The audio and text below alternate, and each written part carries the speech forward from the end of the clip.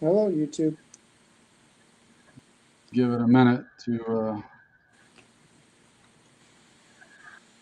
get started. Hear that scratching sound? Get up. Nope. Get all the Not now. stuff Okay. started up here. So the alert went Uh, out. yeah. I'm just getting everything lined up.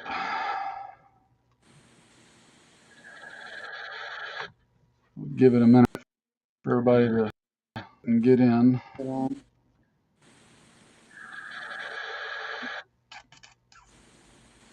It says we got 3 now, so Okay.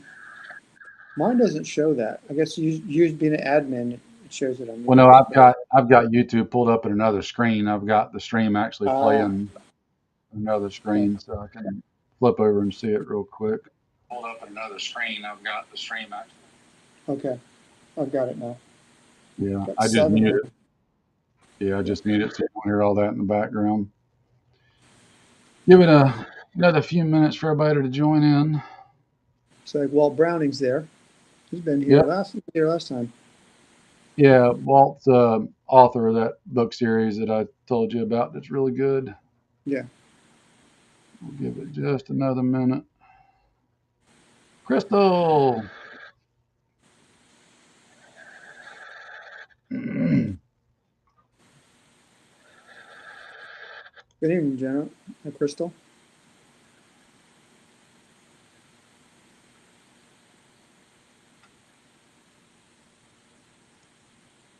see.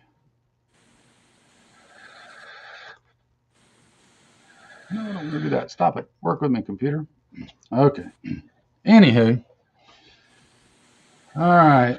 Looks like our other guest is ready to go. Let me bring him in real quick. There's the There he man. is. There's the All man. right, here we go. Now we can actually get started. Let's see. Well, Crystal, you got more in today than I did, so Me too. I did a lot of this today on the sewing machine, so my shoulders pretty well worked. But all right, guys. So you'll forgive me if I look a little wiped out. I've literally been sewing like mad the past few days, so I'm a wee bit tired. We wanted to touch on tonight, again, just kind of following what we've talked about before, hitting different topics and subjects and just kind of throwing some thoughts and stuff out there. And we thought tonight we'd kind of hit on the gear topic, which everybody loves to hear. So, um, nothing earth shattering or groundbreaking, but just some different perspectives that the three of us kind of you hear us talk about all the time anyway. Um, but for the sake of conversation, as always, the context would be for this the unprepared citizen in a bad grid down type environment, right? Probably one of the best descriptions that I've heard of it would be as a partisan. And I've used that term a lot in the past myself. And if you go over to Tactical Wisdom blog, Joe Dilio actually put up a good blog post day before yesterday, about that very subject and how that partisan traditionally and by definition is far more accurate to what we will be doing as far as defending home, defending family, friends, community, that sort of thing.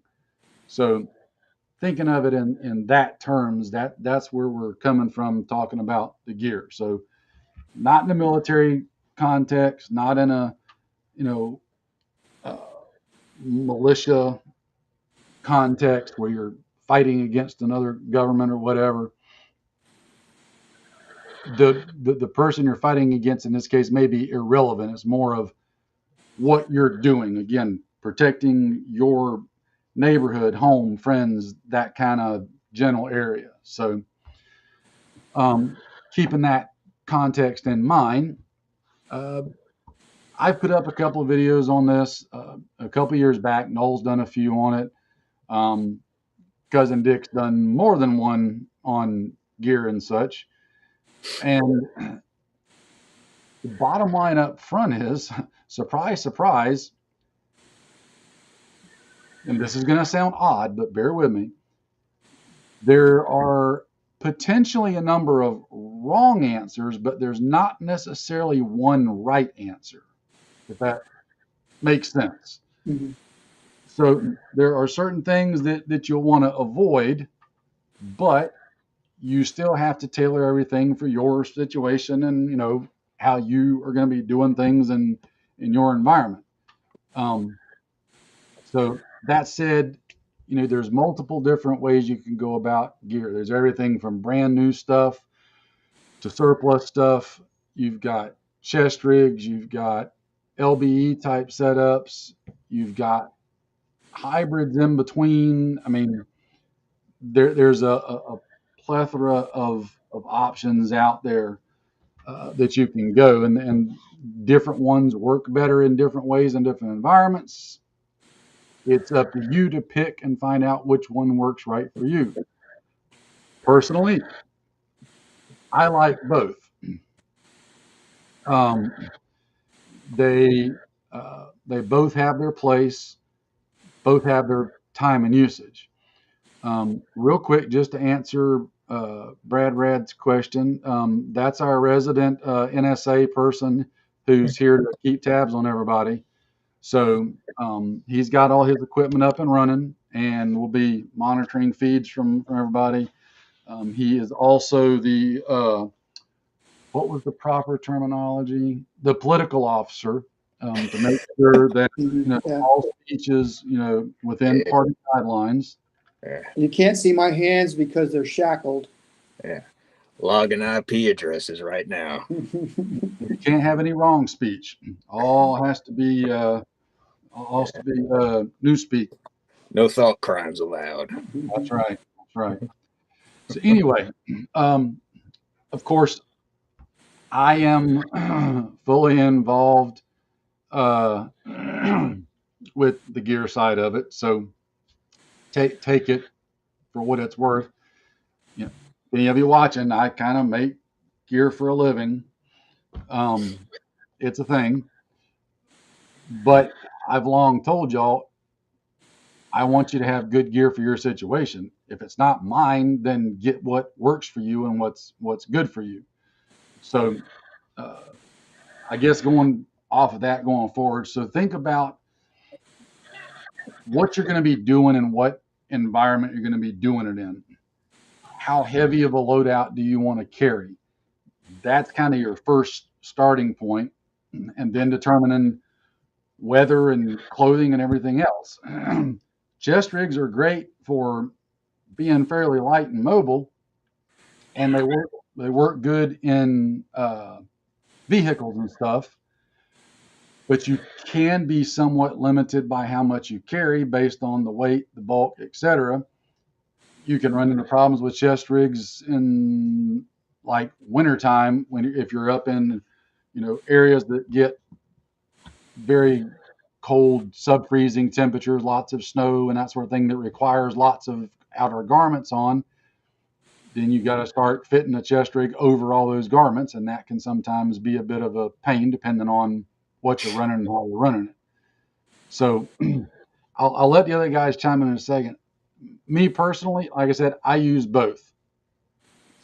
I've got chest rigs that I use for some situations, LBE rigs for other situations.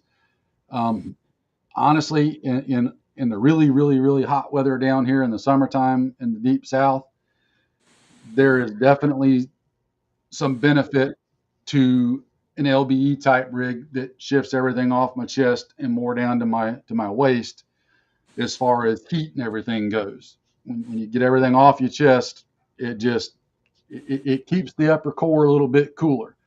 Downside to that is, and it's something we have to deal with down here, the very, very, very thick terrain that we have. putting everything around your waist can sometimes be a bit of a pain in the butt because everything around here goes from about the chest to the waist as far as the really, really thick stuff, and it can grab and snag and it can make it a pain. But for me, the trade off of being able to stay cooler, meaning less need for water intake, because water intake's already off the freaking chart as it is. Anywhere I can save an ounce or two of having to drink that much is a benefit. So staying a little bit cooler helps. So I like to run both. Now we can get into more detail on things, but I'll let Noel let you chime in on All right. So what you. when I started in the Army, there really wasn't a chest rig. I got out of my officer school and went directly to Ranger school. And so all we had was Alice gear, which I still have. And so when I went to Ranger school, my Alice gear, my LBE was just, I wanted to go as light as possible. I had 2 mag pouches, a two canteens, and a knife that I really never used except to open MREs. So that the thing was really low. The canteens were right around my butt, and so that was. But when you're jumping, you have a loose LBE like that. That's really good for getting out of the parachute harness. So I got to my first unit, which is the 1st of 509th Parachute Infantry Regiment.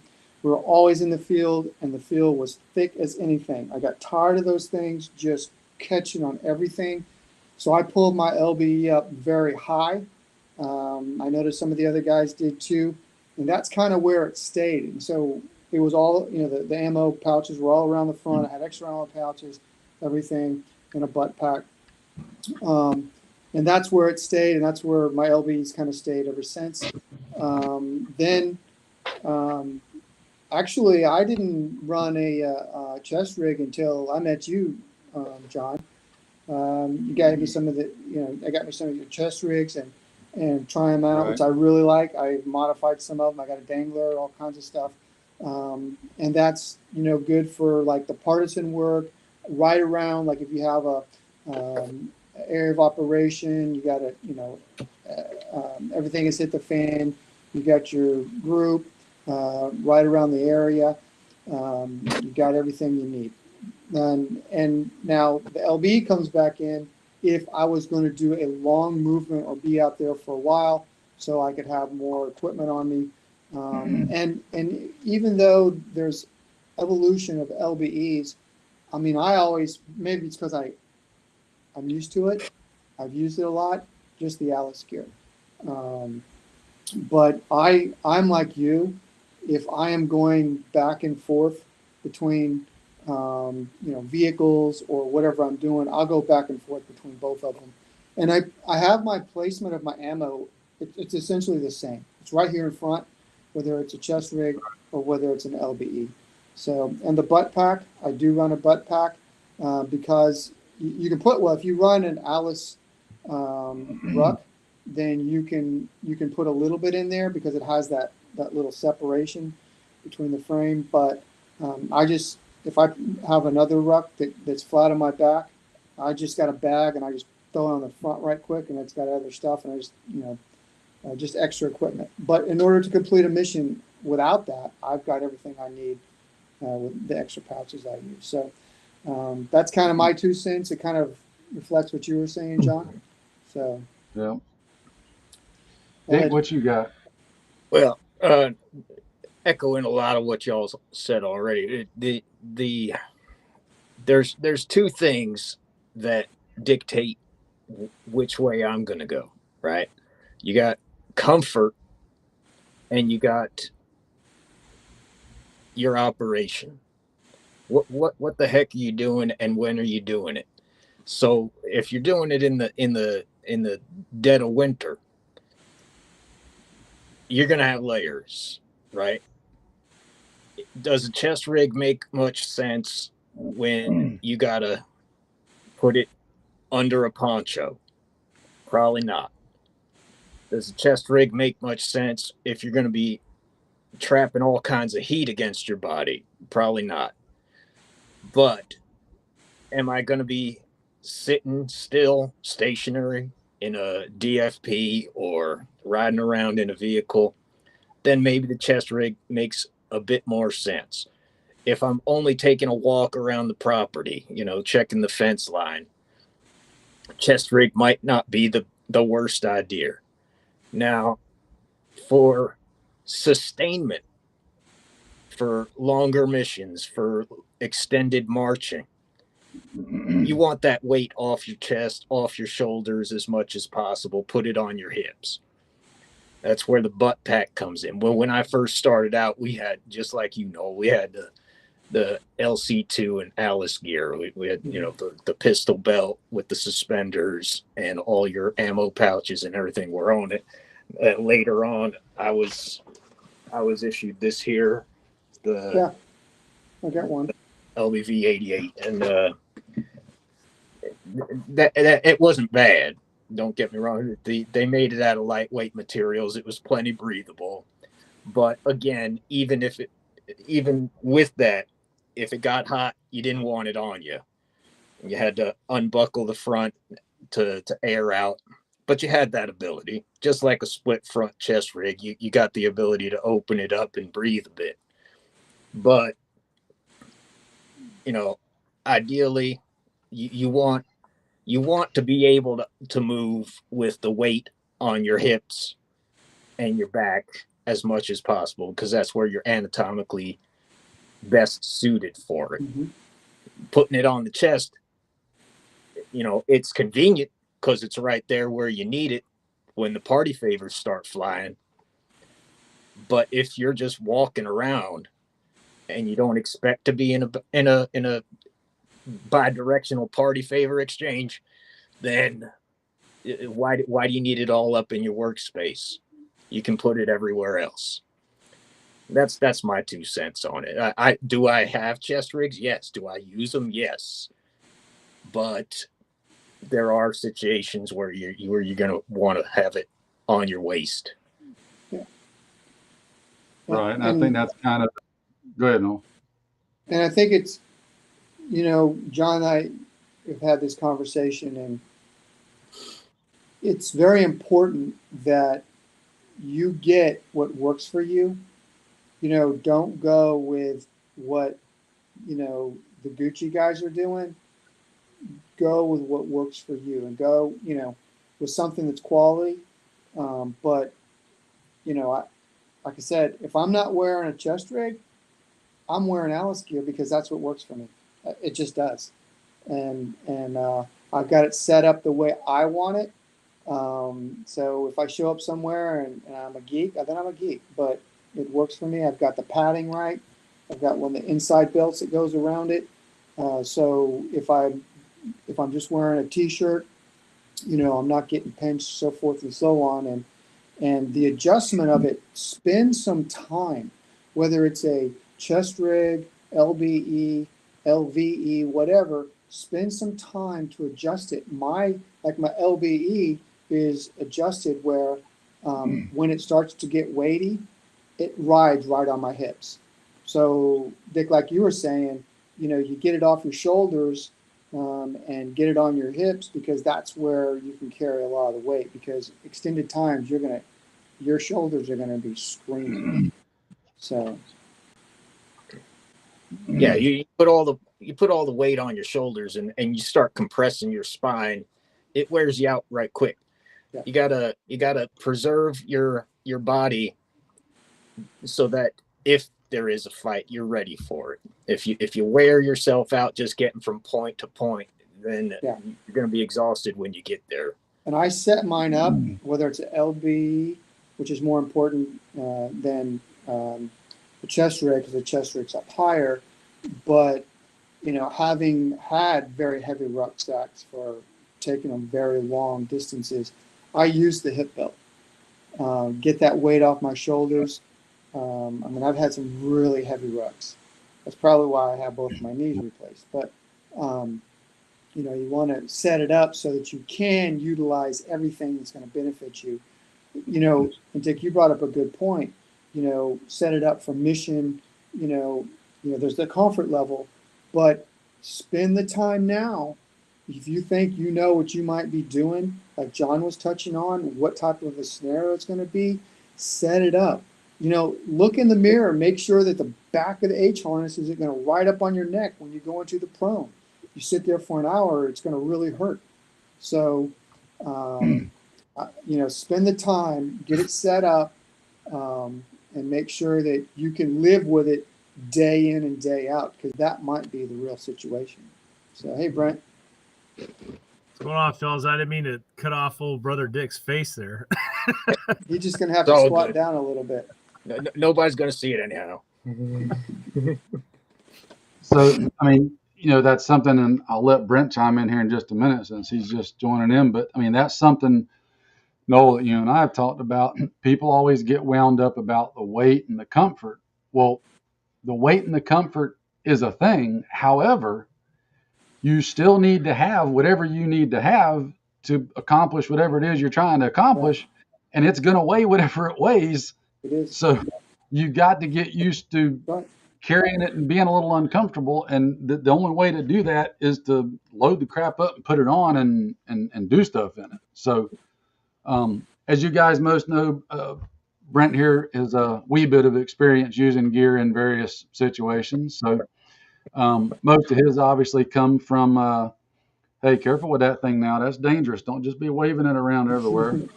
I'm going to lose an eye that way. But Brent,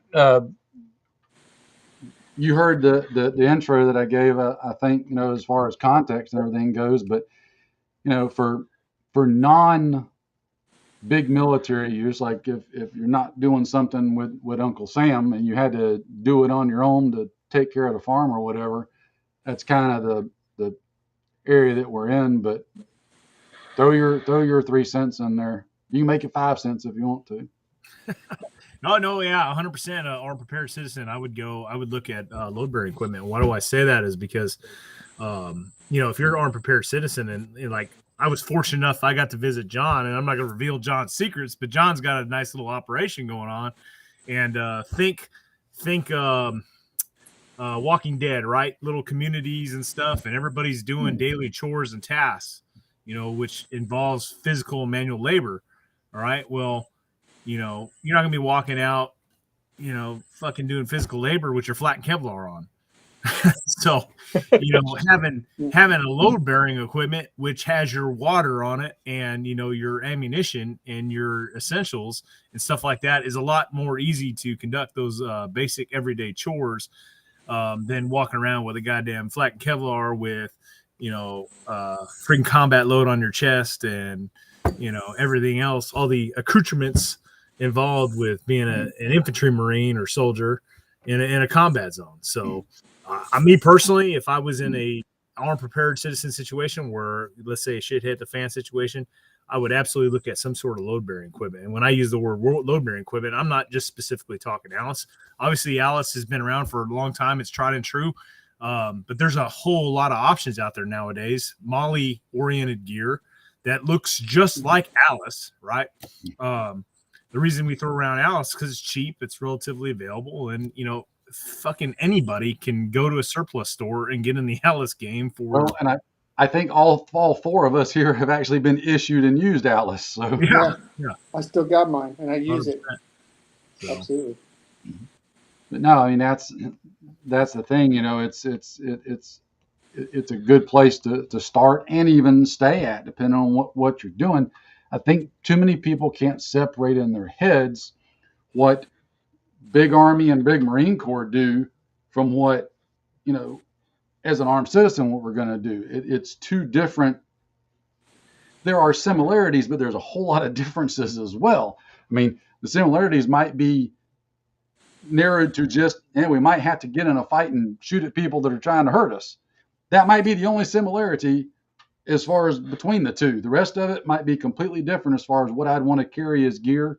I mean, versus, if I'm jumping in an MRAP with, 10 other MRAPs behind me and, platoon of 30 or 40 guys and a sat phone with, helicopters on call for resupply, it's going to be a completely different, load that I would carry versus standing around pulling guard duty in my subdivision just to keep, looters and dregs of society away. The Walking Dead, as Brent says, probably a good analogy, because zombies are zombies. Some of them are undead, and some of them are still half alive.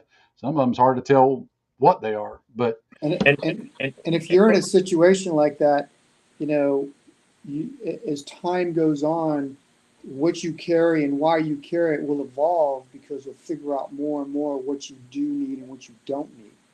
You know, yep, so and that's like all of us, that have been in the military. We've figured that out. Our own stuff may not look like the guy that's standing beside us, because we do different things. So I know mine didn't.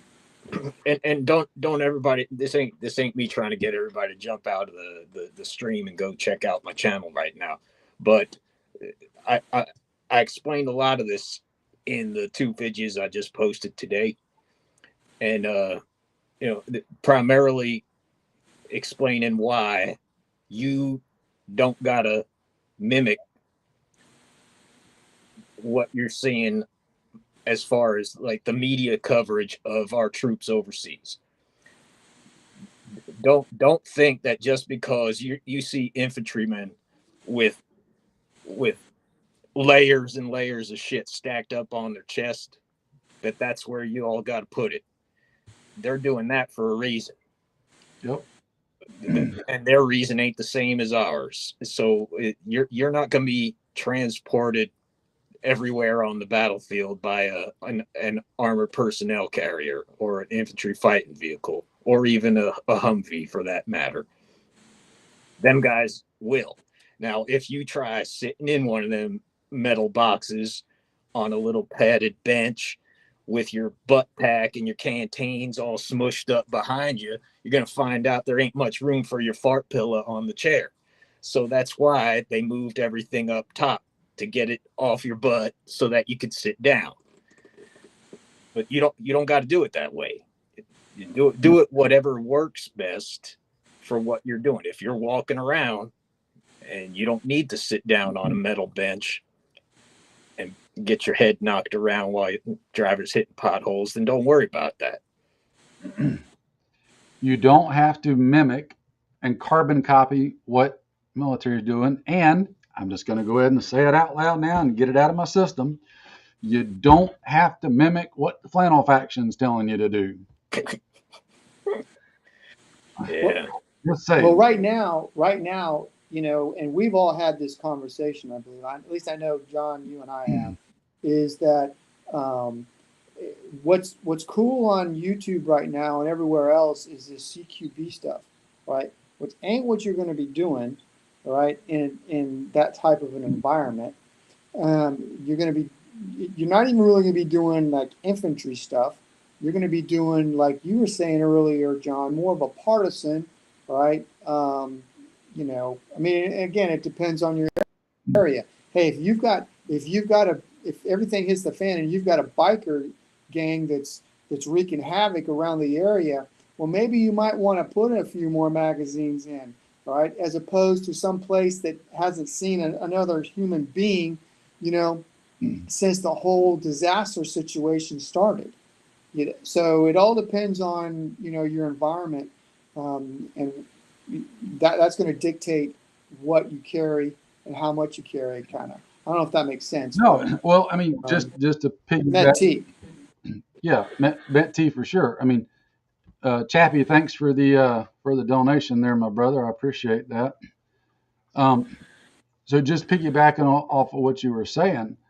So let's say you've got that situation, and we need to know what these guys are doing. They're somewhere around us. We know where they've set up camp or whatever, and they're close to our place. We need to know if they're coming and scoping out our house or subdivision or whatever, or if they're just set up camp and going to be moseying on down the road. You might want to send out a team of guys to do reconnaissance on them. Well, that's a classic military technique of sending out a reconnaissance team. However, the way we're going to conduct reconnaissance versus the way big military conducts reconnaissance is liable to be significantly different, meaning for us, we don't necessarily have to carry a ton of stuff to really get in a sustained fight and call for help. Ours probably, not always, because again, situation is going to dictate it.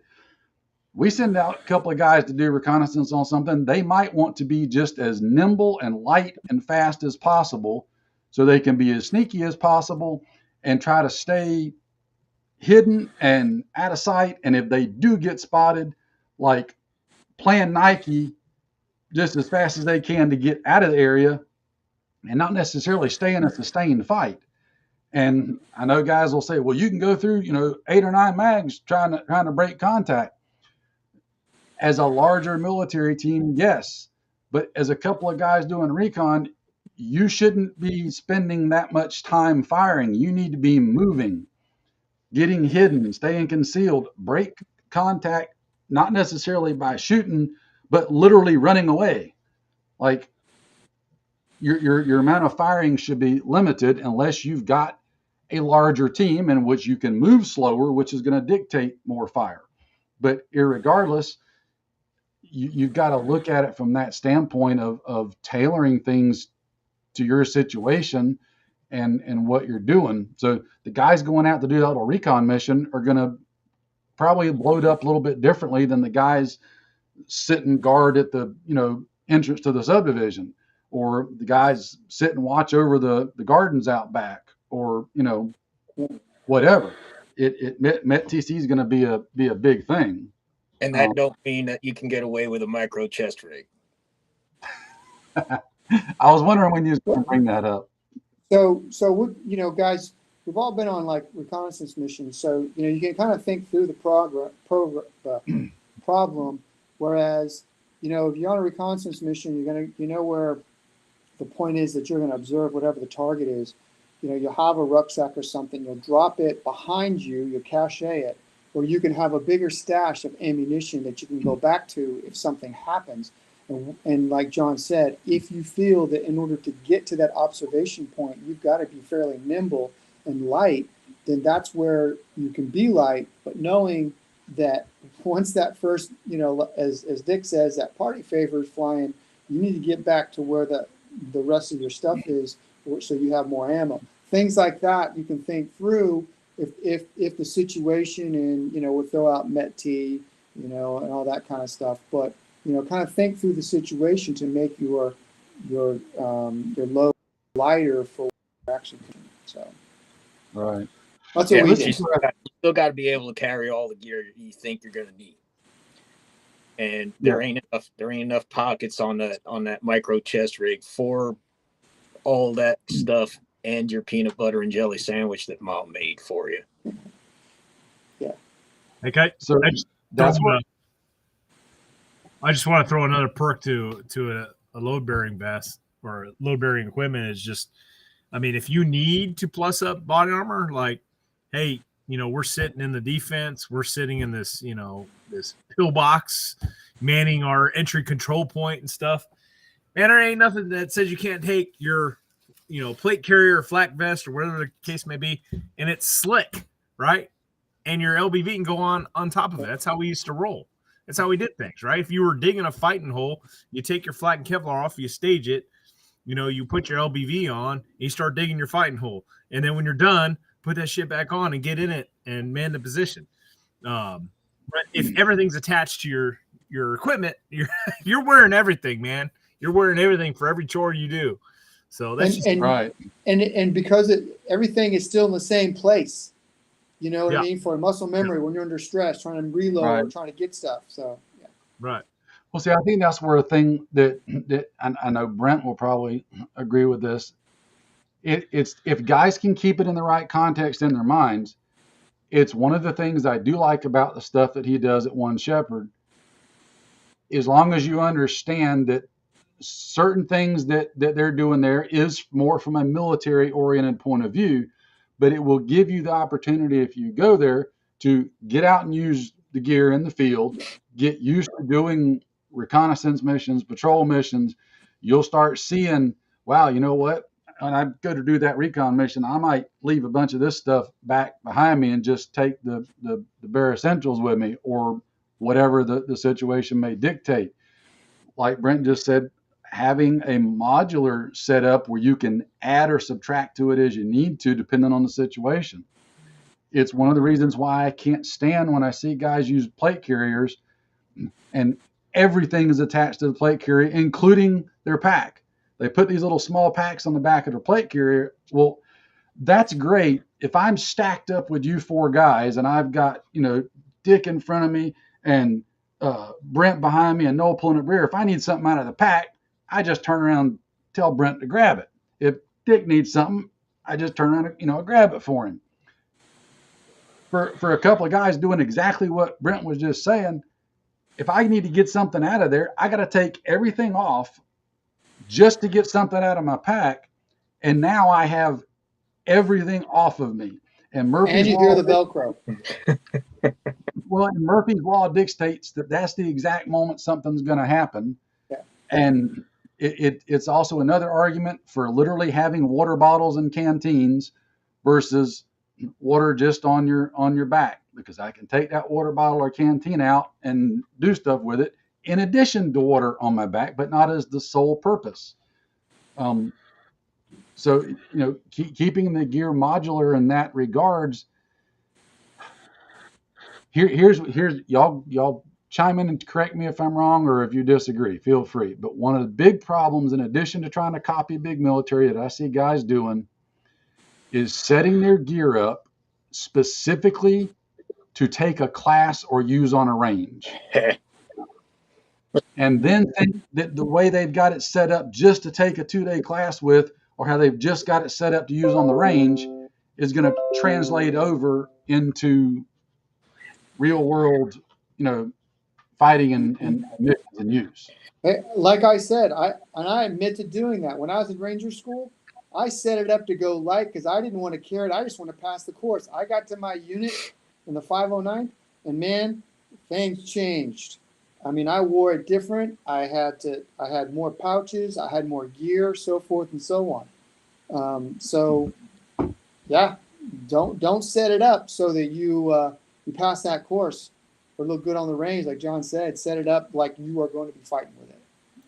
So I'll give you another example of that. So I've trained countless times with people with different setups, right? Different magazine pouch configurations. And, we'll run through some drills, and then they'll say at some point, all right, we're going to have a little competition. And then the shot timers come out, right? So now it's now it's a timed competition. So what do you think happens? Well, now you got dudes that, guys like me that run flat magazine pouches, because we know from our own training and experience that when you're running and crawling and doing those other associated tasks, if you have open top magazine pouches with no type of legitimate retention system, that shit's going to be fucking spread out a quarter mile from where you had your release point. But, you start putting that shit on the shot timers and stuff, and then it's like, oh, crap, well, I need to tuck my magazine flat now into my pouch and stick my magazine back in there so that I can pull it out faster than the other guy. But then, by the way, your dudes with your taco-style magazine pouches, if they start running around and everything, their shit is flopping out all over the place. So, yeah, absolutely. I know exactly what you're talking about, man. Once those little shot timers and stuff come out, you got dudes start tailoring their gear, or, like what you're saying, whatever the training class is, they go away from what they normally use and they're adapting it for that specific class, because it's, for whatever reason. Well, that's what they'll do, just like what Dick was saying. They'll get the little micro chest rig that's just got 2 magazines on it and a little something right here, and that's it. They're all, and that doesn't translate to the real world. I'm glad you brought up taco pouches, because people look at me cross-eyed when I say this, but I have seen more people leave a freaking Hansel and Gretel breadcrumb trail of stuff behind them than freaking taco pouches.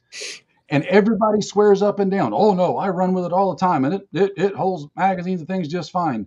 Well, great. You've got one of the few that actually work, but more often than not, when I see them, when guys actually start having to move with them realistically, there's stuff flying all over the place. And I mean, you could literally follow the trail of gear from the stuff coming out of those pouches. It'll be without fail, John. There'll always be somebody in there that says, my stuff never bullshit, man.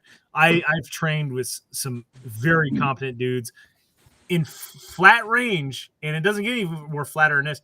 Indoor concrete floor ranges, and I'm watching, the latest and greatest high speed open top pouch fucking gizmo shit flopping all over the place. Magazine pouch or magazines, pistol magazines, rifle magazines, all that stuff. Yeah, well, and so that gets me to a point that I'm kind of passionate about. Is that everything on your LBE, all right, better be tied down with a dummy cord. I live by that. If you're in thick woods, you're going to lose canteens, you're going to lose compasses, you're going to lose flashlights, you're going to lose everything. And that's going to be, you go out there with a piece of gear. Let's say you lose your compass. All right, I as a platoon leader, if I didn't have my compass, kind of up the creek, man. So I had everything tied down. It's that Murphy's Law thing that we talked about. That wait a minute vine's going to grab that thing right out of your LBE or your chest rig, and you're never going to see it again. But I had everything, and I still do have everything tied down with dummy cords. Yeah, folks never want to admit that they might have made a bad purchase. They always want to defend their buying decisions by saying mine never failed me. Well, when you got an ammo pouch what's held together with shock cord or a Kydex insert, eventually the elasticity is going to wear out. It's just science. Nobody makes one that lasts forever. So like Brent said, you see these guys running around on the range saying, well, mine works just fine, until their mag is laying in the dirt. Yeah, everything's a compromise. You got nobody wants to face the fact that closed top pouch is still the best option if you plan on keeping your shit in your pockets. So yes, do you got to sacrifice the fact that you got to snap something open or pull a piece of Velcro and make that little snatch noise? Sure, yeah, everything is going to cost you something, but I'd rather risk somebody hearing the Velcro over the sound of the firefight than risk not having the mag in the pouch when I reach for it. Mm-hmm. Right. People get too wound up about the noise factor and stuff. If shooting's already started, there ain't nothing you're going to be doing that's going to equal the sound of all the gunfire going off. So you can throw it out the window. And the other thing I think people have done is they've gotten so speed and competition oriented. And I think, yes, you don't want to be a sloth in a gunfight, right? But you also don't have to act like you're Speedy Gonzalez who just went on a 4-day meth binge. I mean, there's a point of diminishing returns here, because if you're not just standing still in the open, if you're actually utilizing cover and concealment, I don't care whether it's trees, ditches, curbs, mailboxes, vehicles, whatever, if you're properly utilizing that stuff buys you time. It buys you time to make the reload. It'd be better to slow down a little bit. I know I've got my magazines because my pouches are keeping them there. They're not just flying out everywhere on me. I know it's there. Then I open it up. I pull the magazine out. I'm going to take a second. I'm going to get it in the gun because my adrenaline's going to be pumping. Crap's going crazy at that point. Even guys I know that have been in quite a few firefights. I mean, and a couple of you guys have been in way more than I have. Even the experienced ones, you still get a little bit wound up and a little fidgety trying to do stuff, making yourself slow down to get the gun reloaded. Nobody in that gunfight's going to care what your split times are. Yeah, good point. Yeah, when you're running for cover, you're not. The last thing on your mind is grabbing your pouches to make sure your shit don't fall out. You're just gonna get low. You're gonna get behind something, and that might mean a little bit of tumbling. Might mean bumping into some folks, and things fall out. You're gonna lose things. That's just normal. That's why when Noel said, you got a dummy cord stuff that you don't want to lose, and you got to make sure that your retention is straight. If you make compromises, now I'm not saying that you can't have like one ready reload pouch that's already open and set to go. So what? You lose one mag. You got 6 or 7 more in the other pouches. Not a big deal. But for the sake of expedience, you don't want to have all your pouches open. As a wise man once said, you lose all your mags. You're little more than a cardboard silhouette. I mean, Brent, I'm sure you ran into a bunch of that just in Fallujah, nowhere else. Things get kind of chaotic when there's two-way party favors going, and you ain't got time to worry about, well, I'm gonna make sure all my stuff's here. Well, just correction. The Joff. I was in the Joff. Sorry, I was thinking of something else. But yeah, I just think back. Well, I mean, we wore freaking deuce gear over our flax back then. Right. So and everything was closed top, and I don't think I lost that I can remember. I never lost any piece of gear, no magazine, anything like that. And our equipment was designed for retention. And shit, this was before dump pouches, right? So it's like you had an empty magazine, you either stuffed it in your freaking cargo pocket or you stuck it in your, your blouse. Yep. So, we've all here done that. I mean, it's a thing. But, dummy cording the stuff. When you got to stop and check that compass bearing to make sure I'm still going the right way I'm supposed to be going, and it may be, pick the scenario. It may be trying to get to wherever you're going to spy on, whoever you're going to spy on, that zombie biker gang that's set up near you, or it might be you started out leaving your house, bugging out to go to the family place, and crap happened, and now you're not on your normal route, and you had to get off on foot and take a different route because bad things happen. About the time you stop to get that compass bearing is when Murphy says somebody's going to start shooting or something, and you're going to drop that compass and have to go to do this. Well, if you got it dummy corded on, it may be flopping around, but it's still there. You ain't lost it whenever the party tools start flying. Real quick, just because I want to touch on this. So what my buddy Walt was pointing out here. So just to be clear, Walt, so you understand what we're talking about. When we're talking about micro rigs, not talking about something like my mini Swamp Fox rig or even the mini Minuteman rig. That's still carrying 4 mags plus other gear.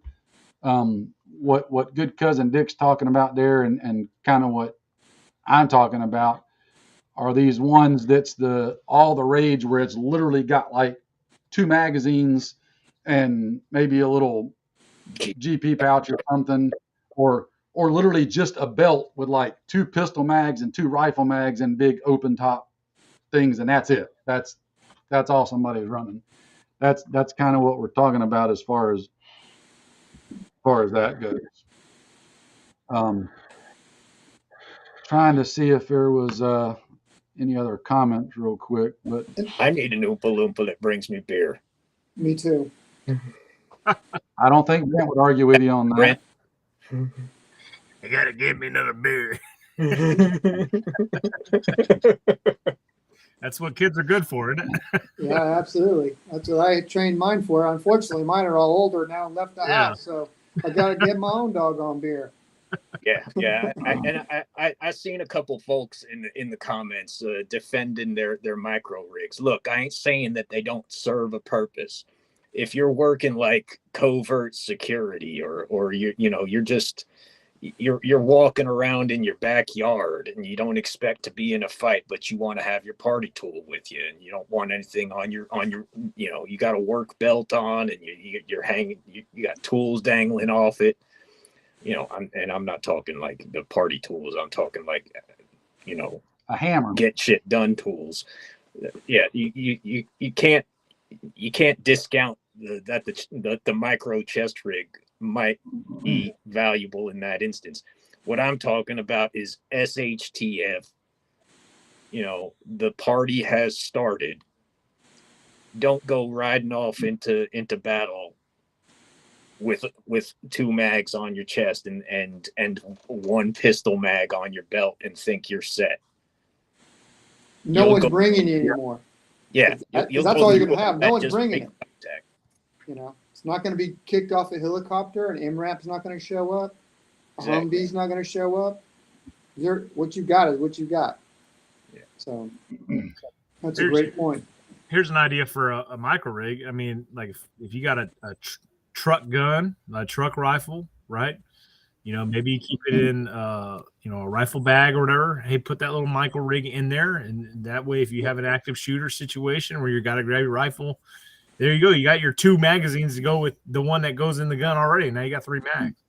So essentially, that's a perfect example. And that's where tailoring the gear for the situation, grit up every day out doing stuff versus it's all gone to pot and we're having to do things at a different level. I mean, in case y'all don't know, Brent was just here visiting with me not all that long ago, and we were doing some stuff. And when we were traveling to the property and to the range, that's exactly what we had sitting in the back seat. I had the case with the rifles in it, and I've got a little 3 mag rig that I keep in there with it, so that I'm driving down the road going, to the place, and something happens en route, I can grab that out real quick and throw it on, and I got a couple of spare mags. I didn't want to upset my shiner box, so I paused my camera for a sec. Oh, I told you got to put a straw in there and then cut you a little hole so you can just put the straw through. I need one of them. I need one of them masks from the porno shop with the zipper across. Yeah. Put an umbrella in it too. That Brent, you'll have to check with Bruce or Doc Larson, see if they've got a lead on some of those. That'd be right up Doc's alley. Don't tell him I said that. I'm sure they got a few they could spare. Different colors. What are you sipping on there? Since we know we know cousin Dick's got the shiner box. Well, I just got a Miller Lite, but I have like a special holiday shiner.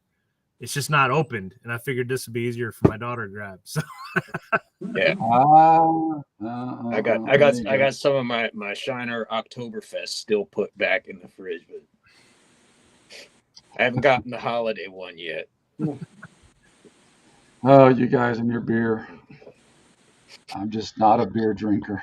Now, if you want to go get me a nice glass of moonshine or rum or whiskey, I'm good with that. But yeah. John was trying to feed me that fucking bathtub made shit, and he's like, "Hey, I got something special for you." This mason jar. I'm like, "No, man." Hey, don't let him lie to you. He liked it. Hey, I've had it too. It's pretty good. I had it a while back. I can get that good stuff at the liquor store up here. That old smoky moonshine. That's good stuff. See there? That's a man with good taste. Well, all right. We can get off in the woods on that forever. But let's see. Is it question time? So let's talk about that micro rig right quick, because you brought up a good point that you have it in your bag, and then if you get into an active shooter thing, so you've got 2 more magazines, you got 1 in the gun, that's 90 rounds, which a non-grid down an actual active shooter, if you got to go through 3 magazines to get an active shooter, you may have more than one active shooter. But compare that to being in the field where you'll go through those, because active shooter police are eventually going to get there. In the field, you're going to go through those 3 mags so quick, your head will probably spin, and there ain't going to be nothing. No one's going to come to get you. No one's going to come to give you another one. So there is a difference in that micro rig would suffice in that type of an environment, but the environment that we're actually talking about, it's not going to go very far. Yeah, it'll work just fine if you know the cops are on the way. Yeah, that's exactly right. Yeah, I mean that's one of those of, if you do your part right, then you ought to be able to solve the problem and drop them pretty quick, because I think people tend to forget, and we're going to get off into that just for a second because I want to. In a grid up situation with an active shooter, just as an example, it's not a square range. Like, a perfect example of that is the Elijah Dickens situation up there in that mall. The bad guy, when he starts shooting, the real world is 360 degrees on multiple planes and multiple axes. Once them start shooting, you're pretty much going to be able to figure out within a minute where he's at, because you'll hear it, you'll start looking, you'll see it. The bad guy has got to look all around him to find out where a threat is. If we go back to that crazy concept that I mentioned earlier of utilizing cover and concealment, while the bad guy's doing what the bad guy's doing, he shouldn't be able to see you and be focused on you. Ergo, pop, and he's down. That's exactly what Elijah Dickens did. If you could talk to the guy the piece of trash that he sent off to Hades, if you could talk to him, I imagine he would probably tell you that he had no clue where he was getting shot from when he started getting shot. And by that point, it was too late. So the idea in an active shooter type situation that it's going to be like a heat shootout where you're just, popping out behind the car, just, blazing away. If you've gotten into that situation, then you've done screwed up really bad in how you were doing things usually. I won't say always, because there are exceptions, but you should usually be able to handle a situation like that pretty doggone quick. And the reality of it is, I usually have a rifle with me or in close proximity even when I go out. But my handgun is what I have on me. There may be situations where I can get the rifle, but most likely it's going to be my handgun that I've got to go to work with. So again, you got to keep all that in the context of the situation and what's going on versus big military and combat operations versus the armed citizen in a, crap hit the fan, grid down, zombie apocalypse situation. Or even worse, if it turns out like what Cousin Dick said on his video today, when zombies blew up the Quickie Mart with the Death Star. Now we're really getting into a bad situation. So you gotta separate all that. While I'm bringing this up, Brent, go ahead. I was going to cite another example earlier this year, or maybe it was late last year. I think it was earlier this year. The Allen shooting, or the Allen Mall mass shooting here in Texas, right. Which I only live minutes away from, guys. But that active shooter literally pulled up in a outlet mall, all right, in a parking lot, got out of his car and just started going to town with his AR. Now, imagine you're Joe Blow citizen, you just got done shopping, you're putting your stuff away, and this shooting starts taking place in the shopping mall, out in the open, not inside a store, out in the open. And, what are you going to grab? If you got a truck gun, you're grabbing your truck gun, right? You're grabbing your rifle, and hey, you got micro rig or bandolier. I would say bandolier is the best way to go. Oh, and by the way, I know somebody that makes pretty good bandoliers for that job. But throw that over your shoulder and get to getting, right? Because in that situation, an officer who was 200 or 300 yards away ended up running through the parking lot on foot and got there and took down the shooter, right? But that could have been any citizen. Any citizen could have stopped that guy. But yet it took an officer. And it's a shame that somebody didn't. It really is, and I'm sorry to say that, you know, here in Texas, where I live, there wasn't a citizen that acted. But you know, we live in the world we live in. Right, and you got it exactly right. It is what it is. So, Real quick, let me address one thing. Shadow Lab didn't want to talk. Okay, go ahead. Yeah, I'm sorry I missed whatever questions it was you had.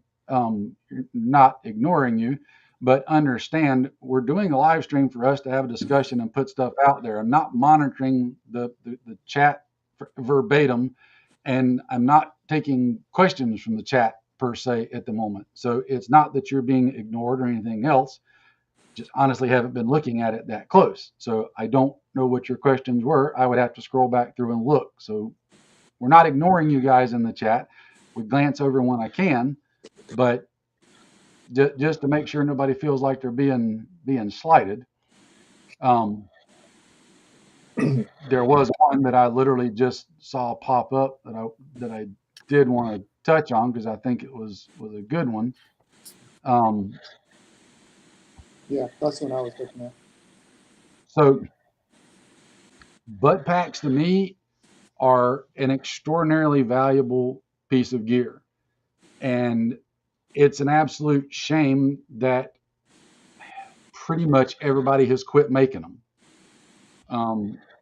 I wish I had the time to add that to the list of stuff that I can make, because a good MOLLE compatible butt pack, I think, would be an absolute boon right now. Because for me, I'll let everybody else speak for themselves. What I like about a butt pack is, for the same reason that when I was issued one way back in the early 90s, it gives me the ability to put some things in there to have with me where I can take my ruck off and set it down, but still have a few essential things with me if I need it. Mm-hmm. I can go do a short little reconnaissance mission with it or whatever if I need to.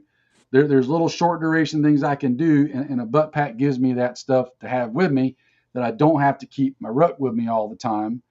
And it also allows me to keep more immediate stuff that I might want to use in the butt pack, and then more less immediate stuff in my patrol pack, my ruck, whatever, that I can set down and have next to me. I love butt packs. So everybody else. Yeah, I do too. I mean, especially when it's cooler out, and you're out there, you're on a patrol, you have a halt, and you may be there for a little bit longer. You can right quick reach in that butt pack and bring something else if you don't have a rucksack or something like that. And you can, depending. I have one of the new ones and one of the old ones, and the old one I kind of prefer because the new one is made for, you can put it on everything, so it has a million straps to it. But the old one, I mean, I've had that thing loaded down. Matter of fact, I've had to reinforce it with super glue. So, that thing is very valuable. And I got it so that, like I said, I got my stuff up high, and I keep a bag that if I'm putting depending on what I have in the rucksack, if I'm putting an Alice ruck on that has that space, it's usually all right. But if I have another pack like a Crossfire, I just got a bag. I take it out, put it in the top lid of my ruck, and go, and I can just grab that out and put it in there. But I've got my ammo pouches, and I got 2 saw pouches, 200 round saw pouches on the side that I also keep extra gear too, depending on the mission. So butt packs, I'm with John, man. They're the best thing, and I do not know why they have not put some effort and some time into making a good butt pack for the Army. Because the original butt packs, remember, they weren't for issue. They were actually for training, for the trainees. And then people got them, like I guess in the Vietnam War, and said, "This is great. Let's get this." But they just haven't put a lot of time in the infantry stuff sometimes. I bet throw my 2 cents in on. Go ahead, Dick. No, you're probably going to say exactly what I was going to say anyway. Go ahead. I was going to say I love butt packs. Every time I go to One Shepherd or Winter Forge, I always have a butt pack attached to my gear. Gore-Tex top, one spare chow, my warming layers. What do I mean by that? My snivel gear, right? My watch cap, my neck gaiter, maybe wool glove liners, whatever the case may be. Rifle cleaning kit, like all that's in that butt pack fits in there just fine, and it's always, hey, I'm prepared. You get stuck out in the field longer than expected. Hey, you got your extra chow. It starts raining. Hey, you got your Gore-Tex top, right? Yeah, your legs are going to get wet, but hey, as long as you keep your upper torso warm, you generally do all right. Rifle cleaning gear, what else do you need? When I was in the Joff, in the battle in the Joff, I had at least 30, maybe 60 extra rounds on stripper clips in my butt pack. It was I just took the box. I had the charger, aka the spoon, and I had the box, and I electrical taped it, and I threw it in my butt pack. I had extra ammunition in there. So, 100%. And how many times have you completed a mission and you're, in order to get you exfilled, you're waiting on a helicopter? Are helicopters always on time? No. I've lived out of my butt pack, waiting in the cold, waiting near an LZ for a helicopter to arrive. So now that's not what we're going to be doing, in a CHT hit, but I mean, that's just an example. You can't predict what's going to happen, especially when the weather gets cold. So, Yeah. I think the butt pack's an essential piece of gear, especially if you're going with the LBE setup. Now, I'm a slight build guy, which means, and folks don't think about this much, but when you're a skinny dude, you don't have much belt space to begin with. Right. So you don't have room for all those extra GP pouches and such. So having the butt pack, like Brent said, you got your snivel gear, you got the things that'll get you through the night if you get stuck out there.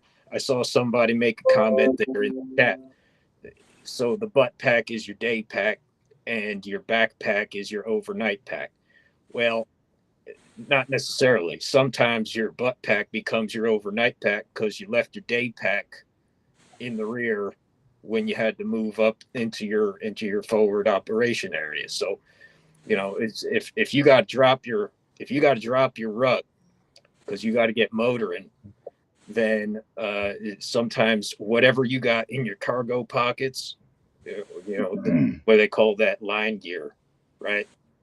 Y'all heard the term line gear. So if it ain't on your line one, on your person, in your pockets, or on your belt, then you lost it, and you got to make do.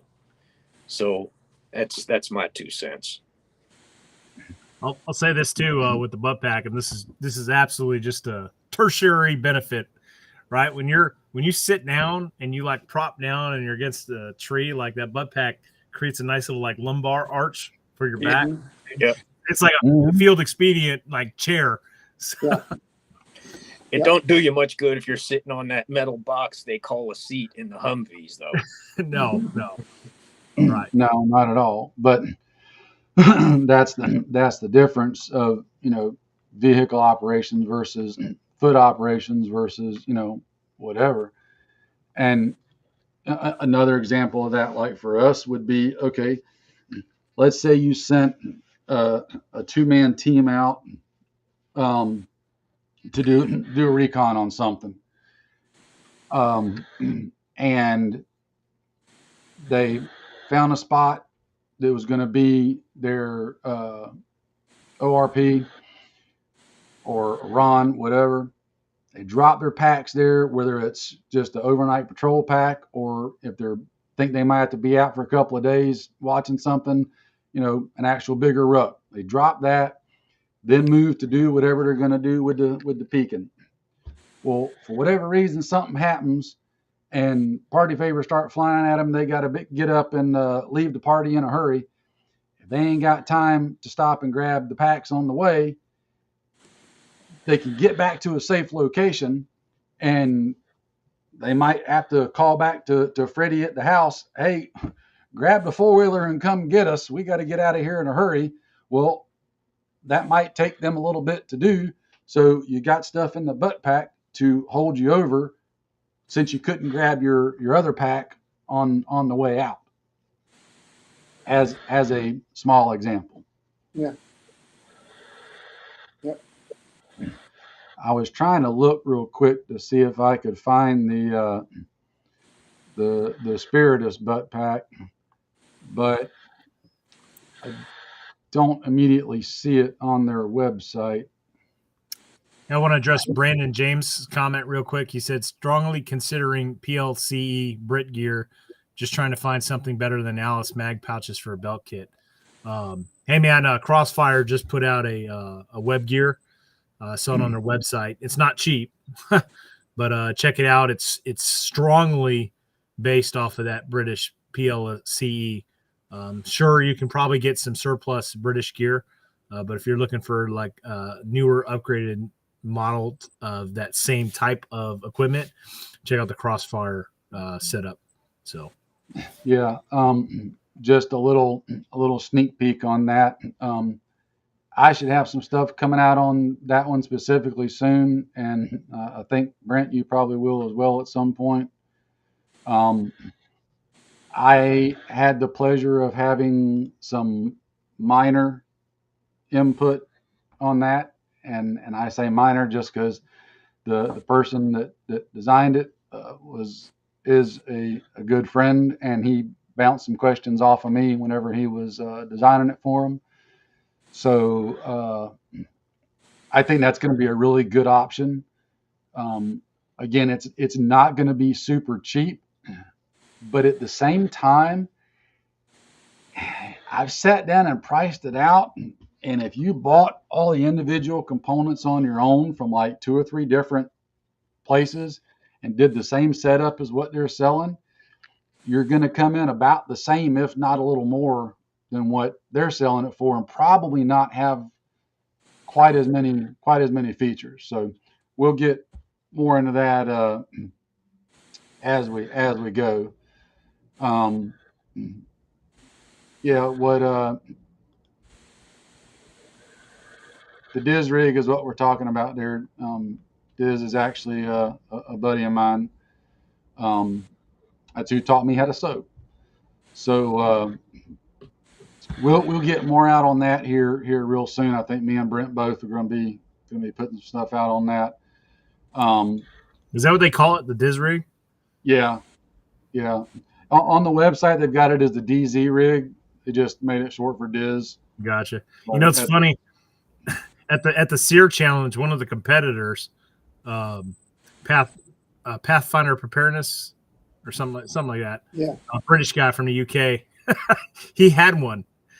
So when I captured, well, I can't give too much away, but obviously you guys know they get captured. Right. He was wearing one, and it was tiger stripe. Right, his rig was tiger stripe, and well, that's what the OPFOR uniform was. So it was pretty funny. There's a good capture piece of gear. Yeah, well, I posted a picture on Instagram, me holding it up, like yeah. So another one that's out right now, and has been for a little while, is the rig that Nixie Works makes, and I haven't personally messed with the Nixie Works rig. I've looked at it a lot online. I've seen a bunch of pictures and stuff and everything. I have talked to a few people that have got it, and I don't want to say it's a problem because it's not really a problem. It just depends on what you're trying to do and how you're trying to do it. I would have to try it, but I think just from looking at it and talking to people, the one issue that I would have with it is I think they made the butt pack on it too big, so that it won't work well with another ruck, even like a patrol pack. I'm always going to have a patrol pack with me at a minimum. Like I'm always going to have that.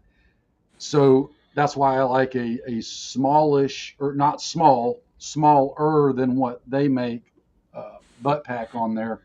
I think they made that one a little bit too big, and I understand what they were trying to do. From what I've read, was they were literally trying to replace the patrol pack with that larger butt pack. But it just doesn't. For my preferences, I prefer to have it separate. It may work for you in that capacity. So I can speak. Go ahead, bro. I was going to say I could speak to this a little bit because I've seen several dudes running those Nixie Works rigs at One Shepherd. Now, let me preface by saying, like, everyone that I know that had them, they loved them, they praised them. Okay, and they ran the crap out of them. But my just observation, and I've never worn them. And again, I can't say enough. Like the dudes that I know that used them love them. But they are big butt packs. And they're designed, just like John said, like to supplement wearing like a day pack. It reminded me a lot of like Vietnam, the lightweight rucksacks, the dudes, they had, the bigger pack, but wore it at the bottom of their freaking, their frame. It reminded me a lot of that because it is a large butt pack. It is way larger than, your standard, infantry butt pack that we were talking about earlier. So, yeah, it's an option, and like I said, the guys that I know that ran them at One Shepherd, rave and love them. But it's larger, like John said. So I can see what John's saying. Absolutely, probably is a factor. So. And I want to touch on something that John said, which is a great point. That is that if he has an LBE or a chest rig, he's going to complement that with like a day pack or something. So, the stuff in my butt pack is something that if I can't get back to my ruck, right? Now, if I have to dig in my butt pack, that means I'm taking my equipment off, which you kind of don't really want to do that as much. But if I had a light pack on, a day pack, then I could leave my LBE or my chest rig on and then take out my equipment, like a pair of binos, whatever I need to complete that mission, and all my gear is still on. So, the stuff that I need, the small stuff like have a monocular, compass, and all that, that's up front on my LBE. My butt pack is usually something that, if I can't get back to my other stuff, I want to try and minimize the time that I have off or times that I take off my LBE or chest rig in order to get to it. So that's just kind of my 2 cents. I'm kind of sad that we can't get Smersh rigs in America no more. Not sure what's going on over there in Europe that's slowed down the flow of Russian military equipment. But I like my Smersh rig, and it does have what I would consider an oversized butt pack attached to it. But I can adjust the position of the butt pack where it's attached to the belt rig. Therefore, I can fully load it and still wear a backpack over the top of it and keep it out the way. But I can also underload it and wear it a little bit higher so it's not underneath my butt if I got to sit down. So that's one option that I wish was still available here, but I was just lucky that I got mine before the poop started flowing over there. Mm-hmm. Oh, I wish I could have got one. I mean, well, I could have. I just didn't ever think about it before it was too late to try to get one. Are there mushrooms in my beer or something, or did douchebag brothers Dick just have a bunch of fireworks exploding by? Yeah. I thought it was getting kind of late for me or something. I didn't know what was going on. What the hell was? I got the 4th of July going on a little bit late here in November behind me. I ain't real sure how that happened either, but I don't know either because I sure didn't push any buttons. Yeah. Well, Dick is having a good time over there or something. I didn't touch nothing. I don't know what that is. Let me look real quick. I was gonna let it go till Brent brought it up because I thought maybe I was just. or you weren't gonna. Someone's gonna bring that up. I've hosted many a live streams. I've never seen that ever. I don't know what the hell that was.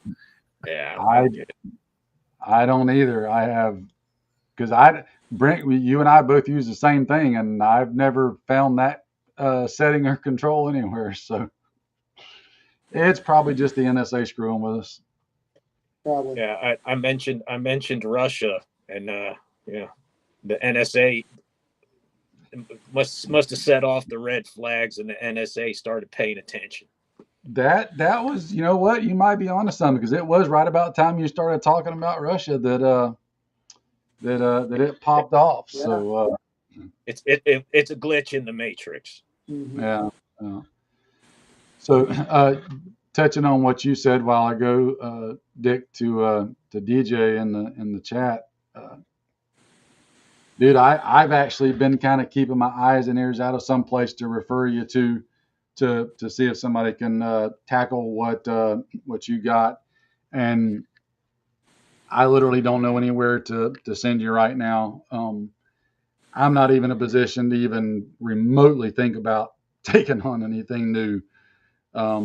Not until I get like way caught up. And even after I get way caught up, I've got such a long list of stuff I've still got to get done and brought out. It's trying to find somebody to refer you to play with your rig has been a challenge. So Yeah, like them jungle rigs are becoming suddenly popular. They're seeing a resurgence.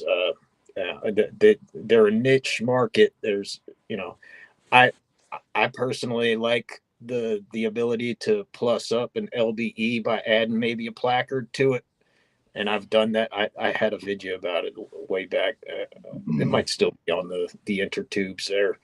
I think it's posted as a short on my channel. It's just demonstrating how you can take anything right. with suspenders and with the right, you know, clip fittings, and they make all them things with the this, what do they call that, the, you know, the replacement snaps that have the slot in the hook. The slotted buckles. Yeah, the word's escaping me right now, but you can slide them into anything that's got a strip of molly on it, and y'all can just slap any kind of placard that's made for a chest rig onto your LBE suspenders and plus up that way. Now you got all the mags that you had on your belt, plus a few extras up top. Right. Mm-hmm. And another thing I wanted to mention, I thought I saw a comment like way back early on in the chat. Somebody said something about, you know, having to split your chest rig open to get down prone, and you know, and it got me to thinking. Yeah, I got plenty of, especially John's chest rigs that, you know, even when you got 2 layers of mags, you know, the double pouches up top. If you're wearing your chest rig where you're supposed to wear your chest rig, which is not down here on your belly, it's up here on your chest. When you get down in the prone and you're engaging the target, you're up on your elbows and you're holding your party tool up to your face. Your chest ain't on the ground anyway. So there's plenty of space between your chest and the ground for those magazines. Folks that are wearing them down on their belly, yeah, your ass is going to be up in the air. 2 points on that, because boy, you just pushed a couple of buttons. First off, I've got a video up from some years back demonstrating that exact thing, preaching that exact thing. It's called a chest rig for a reason. You should be wearing a chest rig on your chest and an LBE on your waist, or with exception, something like what Noel said earlier, where he took his LBE and raised it up. It's okay to raise an LBE up to make it work where you need it to work. And here's why. Because if you have a properly set up LBE, you don't have any pouches forward of where basically the front of your hip bones are at. Everything is from about the hip bones rearward. Why? So that you can go prone, whether it's high, low, doesn't matter. A chest rig's got to be up here high to keep it there for a reason. Secondly, exactly what the good Reverend Dick said. In the real world, in most fights, the whole idea of like getting so low to the ground that you're completely flat, that you've got to cant your tool sideways to try to shoot it, because that's how flat to the ground you are, ain't gonna work. Because even down here where I'm at, the ground ain't flat enough for you to shoot more than about 5 yards like that. You can't see the target. Your bullets are going to be hitting the dirt or something. Out in the real world, even a curb, you're going to be on your elbows to be able to get the tool above it, to be able to not be shooting into the curb. Flat manicured ranges are not the same as the real world, where the ground tends to do this, especially over any kind of 50, 100-yard distance. Not to mention people get hiding behind stuff, grass grows up, things like that. You might want to get low in the grass to stay hidden, but at that point, you ain't fighting. If you go to fighting, you're going to have to get up above that grass and stuff to even see what you're shooting at. Well, once you get back up on your elbows and stuff, guess what? You can get to all this. It's not an issue. Go back and search the old videos. I've got a video up showing all that and demonstrating it, trying to point it out. As a gear maker, that drives me nuts when I hear guys saying that. I mean, it drives you bonkers, because again, people try to go back to that whole thing of orienting all their gear and their tactics and everything else to exactly how they're going to do it in a training class on a flat manicured range. Brent, one shepherd out there in the bushes, in the woods, in the field. If you ever go prone, you're pretty much up on your elbows, no? Yeah, 100%. The only thing I can think of where you want to be that low is just the skull drag, man, the low crawl. Yeah, dragging that Kevlar on the ground because you got freaking rounds going at freaking knee height over your head. right. That's the only time. That's kind of the thing. Again, so that's where, again, going back, a properly set up LBE does have an advantage if you're having to freaking do that. And if y'all aren't familiar with what Brent's talking about, I think the Army and Marines both teach it the same way. Back in the day, when we were doing that super low crawl, you literally turned your head sideways, you buried your Kevlar into the ground, and you were pulling yourself along, making a trench with your Kevlar as you were going, so that your Kevlar was trying to cover as much of your body as possible. Not that it was bulletproof, but for frags and shrapnel and that sort of thing, it would protect you. And that, again, that's why all of our Alice gear pointed the hips to the rear, so that you could get completely flat to the ground. So a properly set up LBE does have an advantage over, say, a chest rig or something in that regards, of if you got to get super low to the ground to crawl, then you can.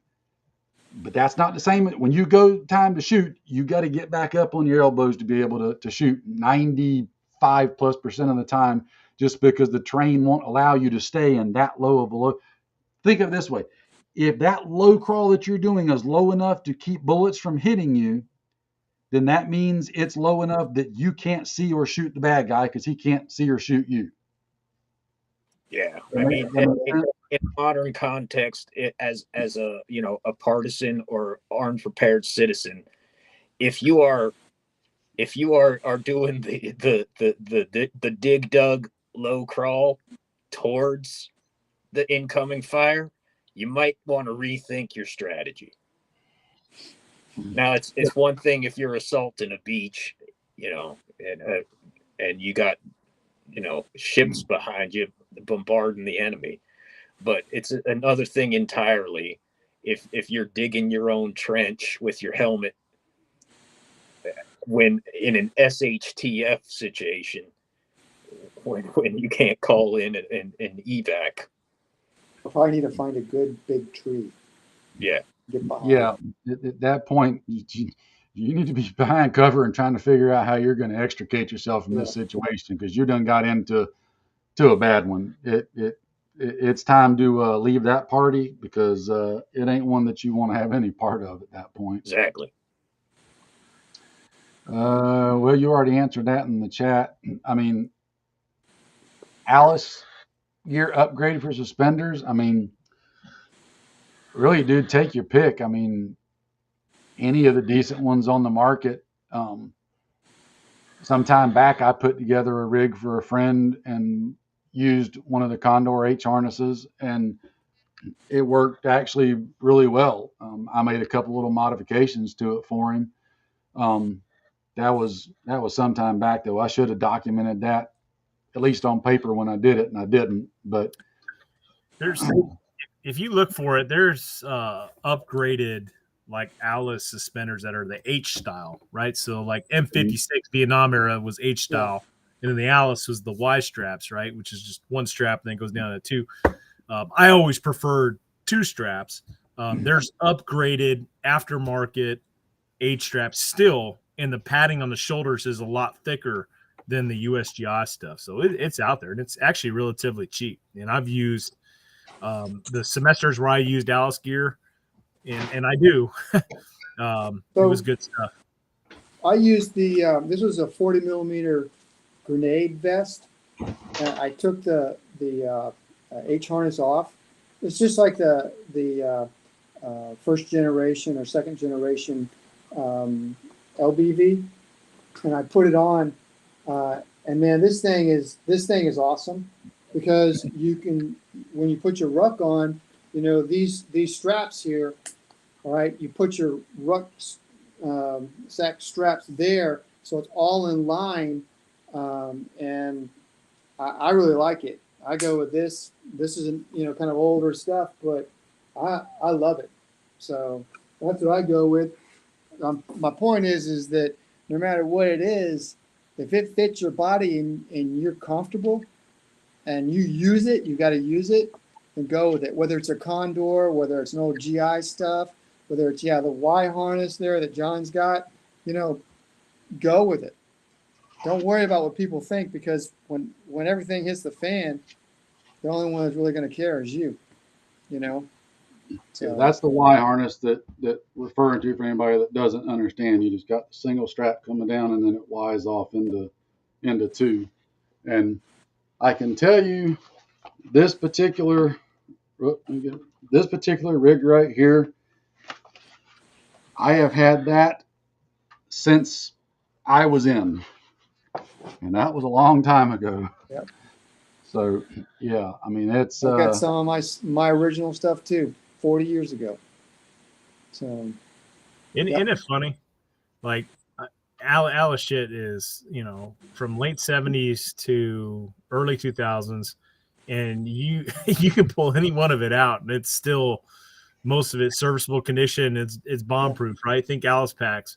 Like all this gear we get issued nowadays, like I just don't see that stuff lasting, you know, freaking 40 years from now, like the Alice stuff. No. I mean, heck, I bet you a lot of guys won't even know what that pouch right there is. Yep, got one.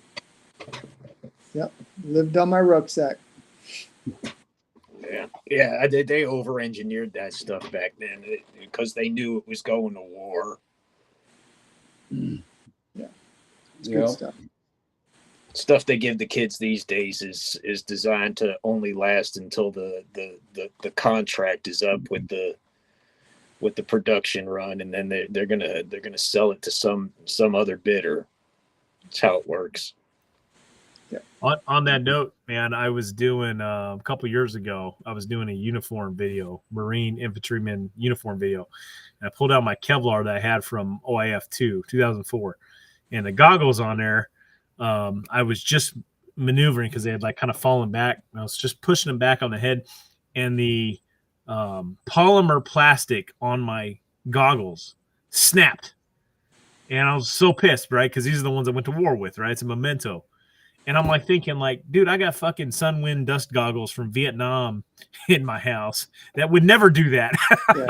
Yeah, here's some stuff I got issued in 2004, and it's, you know, 2023. I think at the time I was filming this video, it was like 2022 or 2021, it's snapping. It's that brittle. Yeah. Yep. Yeah. Y'all keep chatting for a second. I got to dig something out.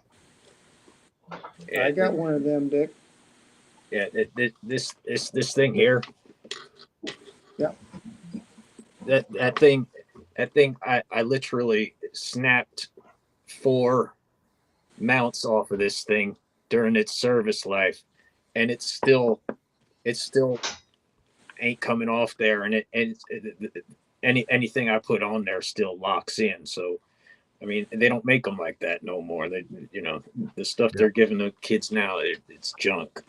I laugh, Dick, because I know you did a video recently, and I've talked about it before too.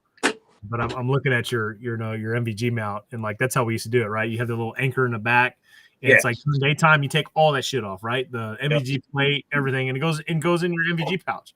Yeah, and that was it. And then when the sun's starting to go down, hey, you put it, ratchet it on, and put all your stuff on. Now you got these guys, these clowns running around with fucking articulated up binos on during the daylight. Like, what are you doing, dude? Like, the sun, at least as far as I know, the sun goes down around the same time every day. Right. It's not like camper. Yeah. What cracks me up is this will be the same type of people that are complaining about like the sound of Velcro or is your uniform made of NIR compliant materials? You got this $15,000 chunk of metal up in the air above your head, bonking shit. Because that will never get caught on a doorway or in the woods. Like that will never get no caught. No limb is ever going to touch that. Yeah. And getting dust up in the lenses isn't going to hurt it at all. I saw some, I think they were snipers because of what they were carrying, but during the Afghan pullout at Hamid Karzai Airport, a submarine, broad daylight, has binos articulated up. I'm like, what are you doing, devil? Like, that stuff drives me absolutely insane. Yeah, I think I made a comment about it on your video that you made about storing your NVGs. Yeah. No, you mean you're not supposed to wear it up on your head in the middle of the day? It drives me. If there's one thing I could pick and just isolate, like it's that. That just kills me. Yeah, it's dumb. It's dumb. When you consider how much money those things cost, you think that folks would want to not put it in a vulnerable spot like that when they're running around making stupid vidges for the intertubes. I wore a Kevlar on this grate for over a month during the Iraq invasion, and I can't imagine for 1 second sitting in the back of an amphibious assault vehicle, packed in there like sardines, with a fucking pair of MVGs mounted on my Kevlar 24/7 for over a month straight. No, it's nonsense. But they do it as a status symbol. It's like driving a McLaren. What the hell do you need that for? All right, so just because y'all touched on it, and it triggered me. What do you see it wrong with that picture right there? Like, you can't see through those. You can't see through those, can you? Yeah, those are the ESS goggles. Yeah. Yes, these are ESS lenses. Yeah. Yeah. You know what? These are the only parts that I was able to salvage out of 4 pair of ESS goggles, and these are useless because these were brand new in the package, never been used, and this is what happened to the lenses just from time, and you can't clean that off. It's the lens itself degraded. Yeah. The goggles themselves, when I took them out of the package, the elastic bands just broke. The foam all around the goggles literally disintegrated. Okay. This is a pair of goggles, Sun, Wind, and Dust, circa 1991. That lens is perfectly clear. The foam on it is still perfectly good. It's a little cracked, but it's still good. It's not falling apart. The elastic band is still good. I have used these a bunch. They still work. Piece of crap, still work. Not sexy, but still work. And John, those old goggles you got, something that's near and dear to my heart, they've got those slits on the side where you can actually wear your glasses in them. Yep. I don't know if Yeah, y'all can see it, but right here, there's little slits yeah. right there that allow you to wear glasses. And I think they they still look work. great. It's perfectly clear. If I was riding down the road right now in the back of a pickup truck doing the partisan thing and I didn't want bugs taking my eyeballs out, Yeah. right here, I'd be good to go. And they're ballistic So, too, I believe. Remember when they were issuing these things, and you Yeah. opened it up thinking you were going to get something, and it was just a pair of shop glasses? Yeah. I remember yep. snickering when they gave me this. It went into my bag, and I never did open it. I think you should put those on eBay, Dick. I just They're might. brand new. Yeah, they are. They are. The black lens is still in the plastic. Yeah, you just reminded me, John. I have a mannequin. You guys can see it in the back, the very back over there. There we go. That guy. So the only thing original on there from my deployment in Iraq in 2003 during the invasion is those Sunwind dust goggles on the helm, and they are in perfect working order. Elastics intact and everything, just like you just showed. And those are from my first deployment 2003. And yet my goggles that I got issued that were the ESS ones that were the latest and greatest high-speed goggles from 2004. Those things are what broke on me.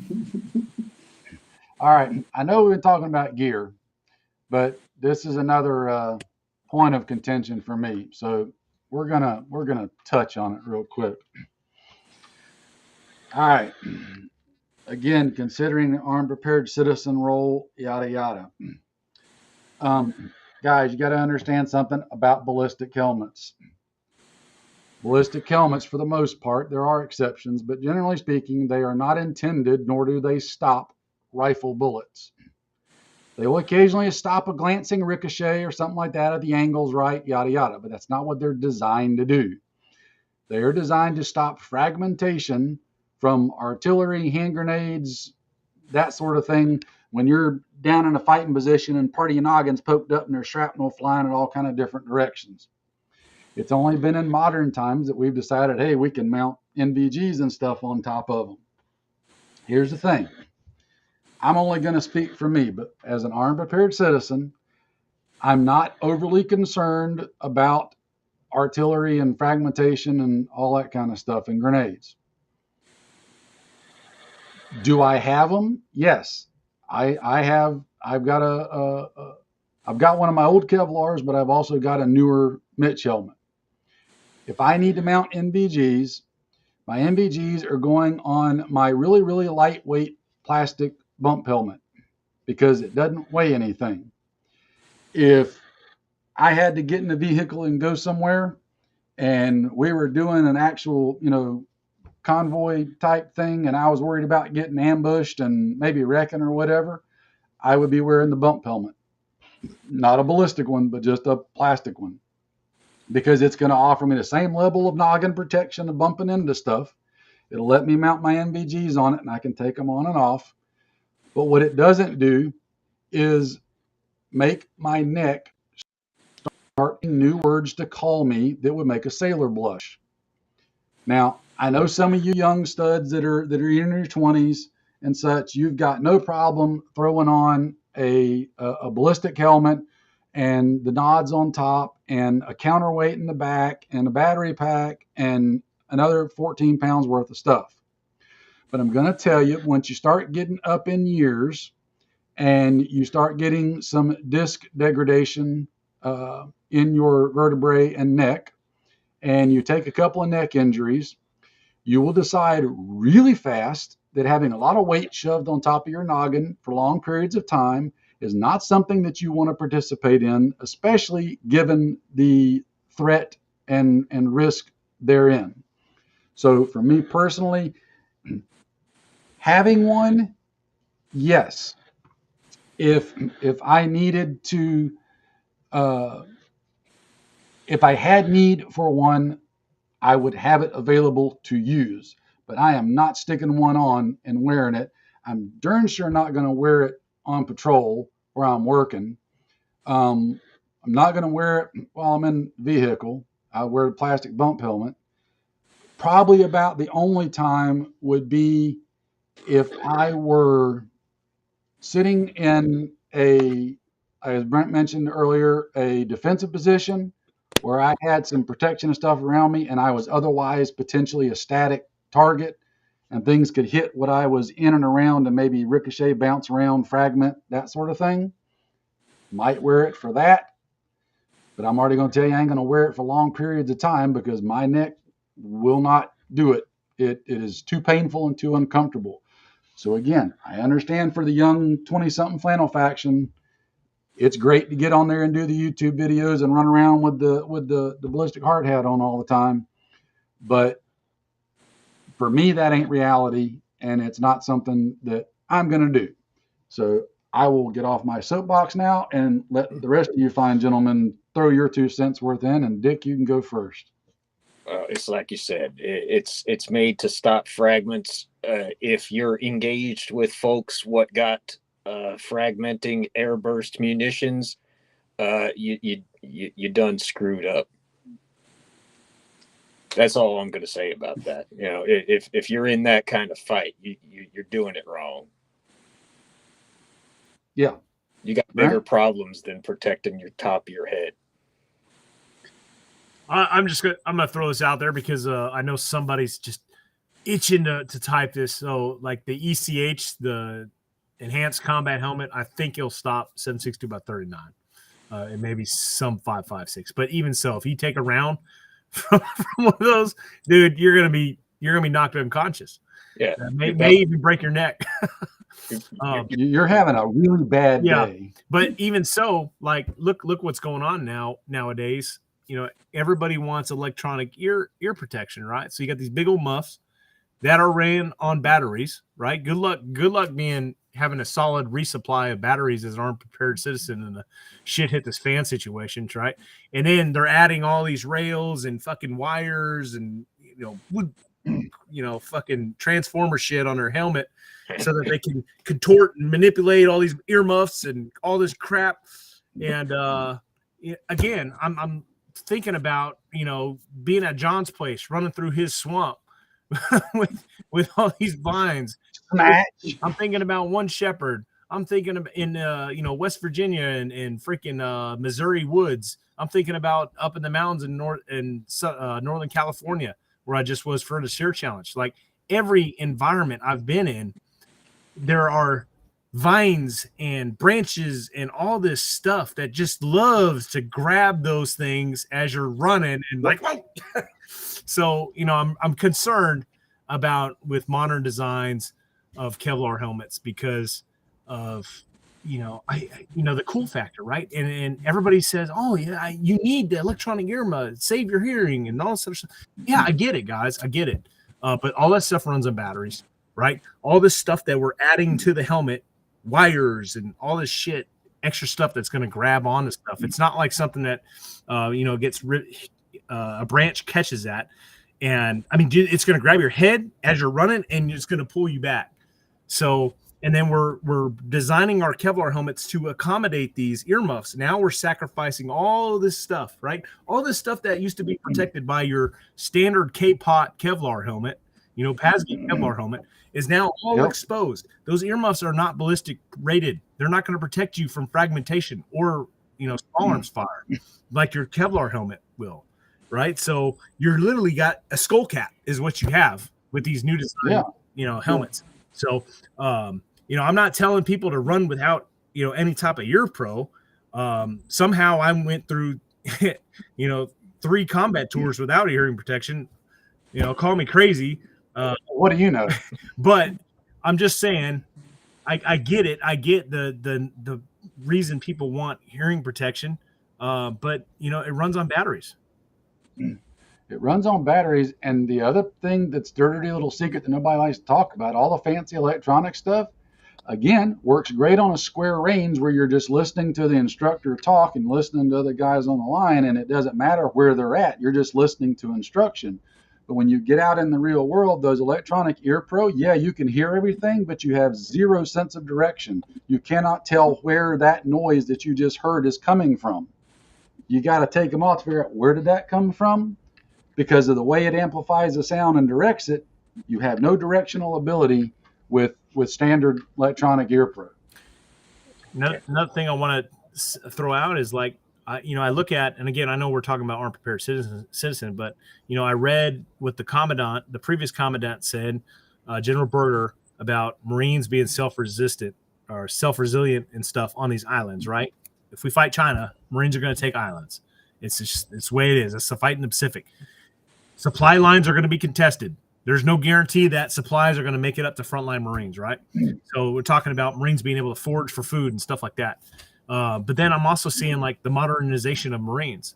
And what do we get? Oh, now our frontline infantry Marines are getting issued, electronic hearing protection and high cut Kevlars, and by the way, we got suppressors that we're adding on to our 16-inch, barreled M27 IRs. Now we got a rifle that's like longer than the original M16A4 that Marines, supposedly everybody bitched about, right? Oh, M16A4, it's a musket. That's what everybody always called it. It's a musket, right?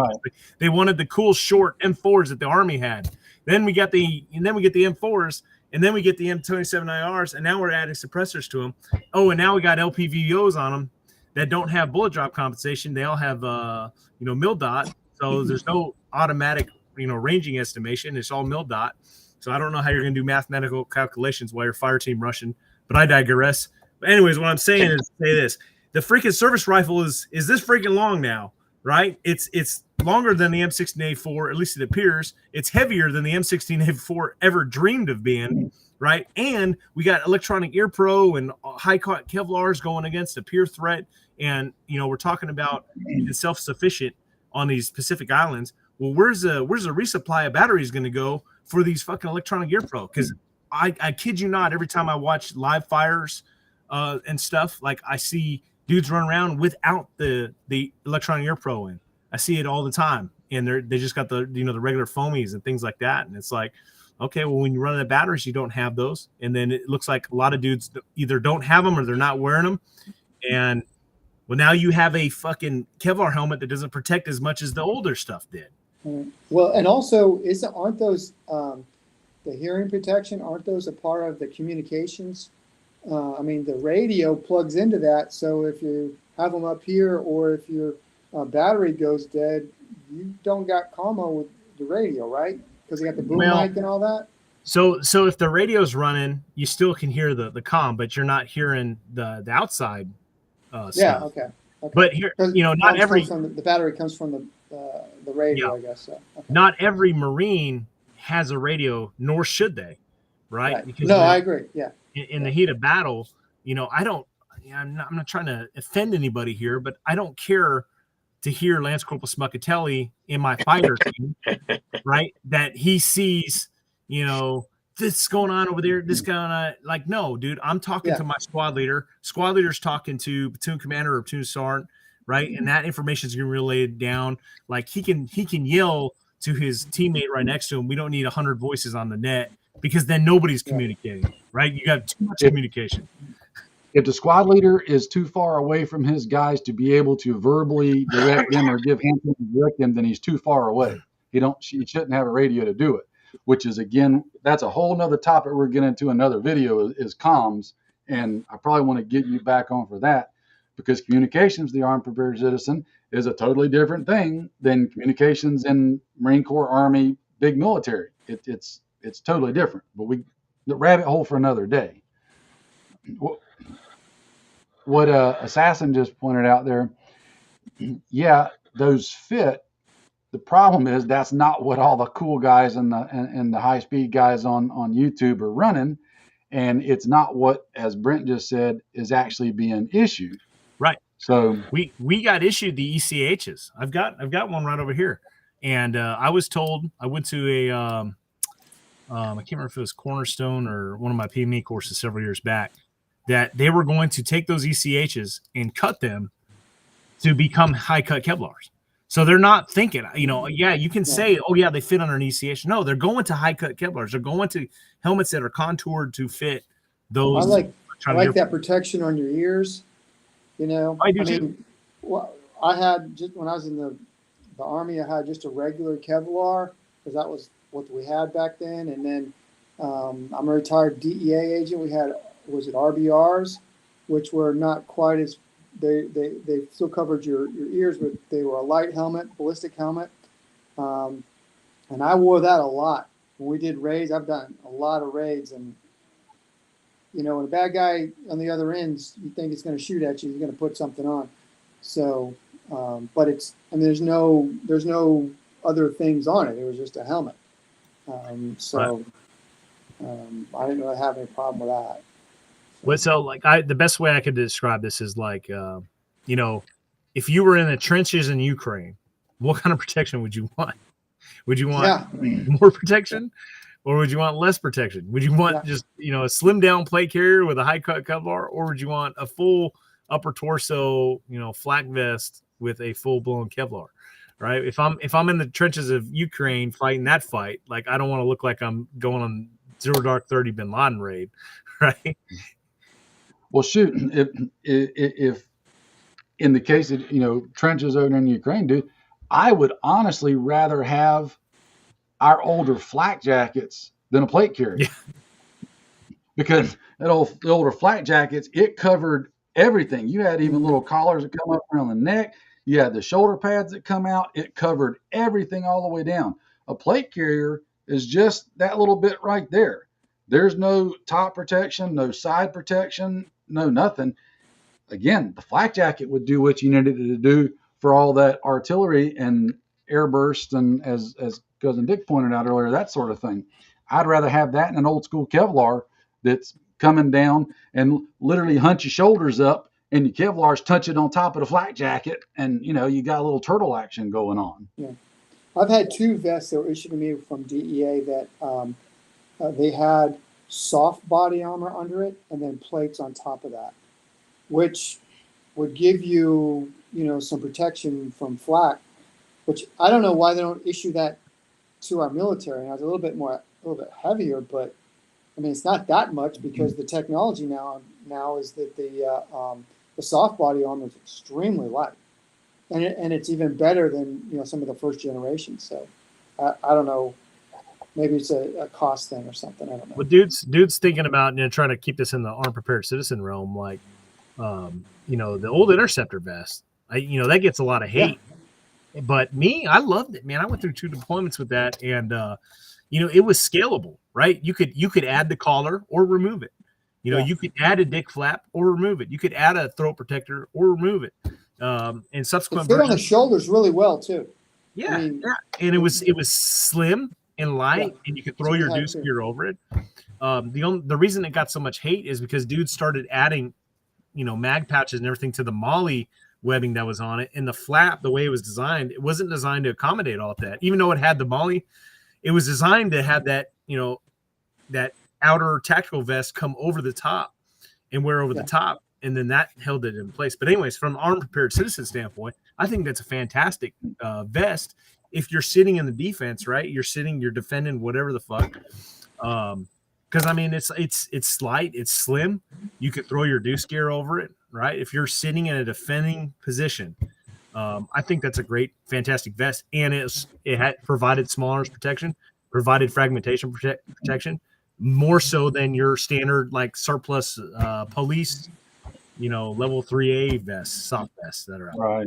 Right. My 2 cents. Well, I wish we had the electronic earmuffs back when I was in, but I'm deaf. I am mostly deaf in both ears because it's without the benefit of having your comms plugged into a hearing protection headset. It's kind of hard to be an air traffic controller when you can't hear the damn radio.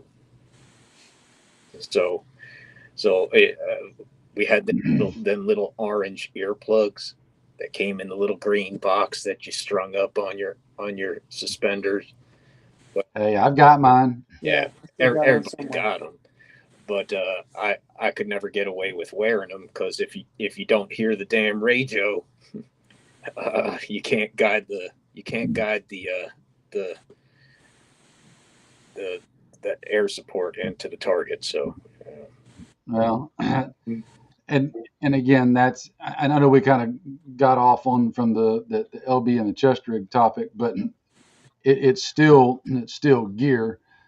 Um, it's all stuff that's got to work together anyway. And when you're talking about throwing on, body armor and flak jackets, that sort of thing, it's got to work with your gear if that's something you're gonna use.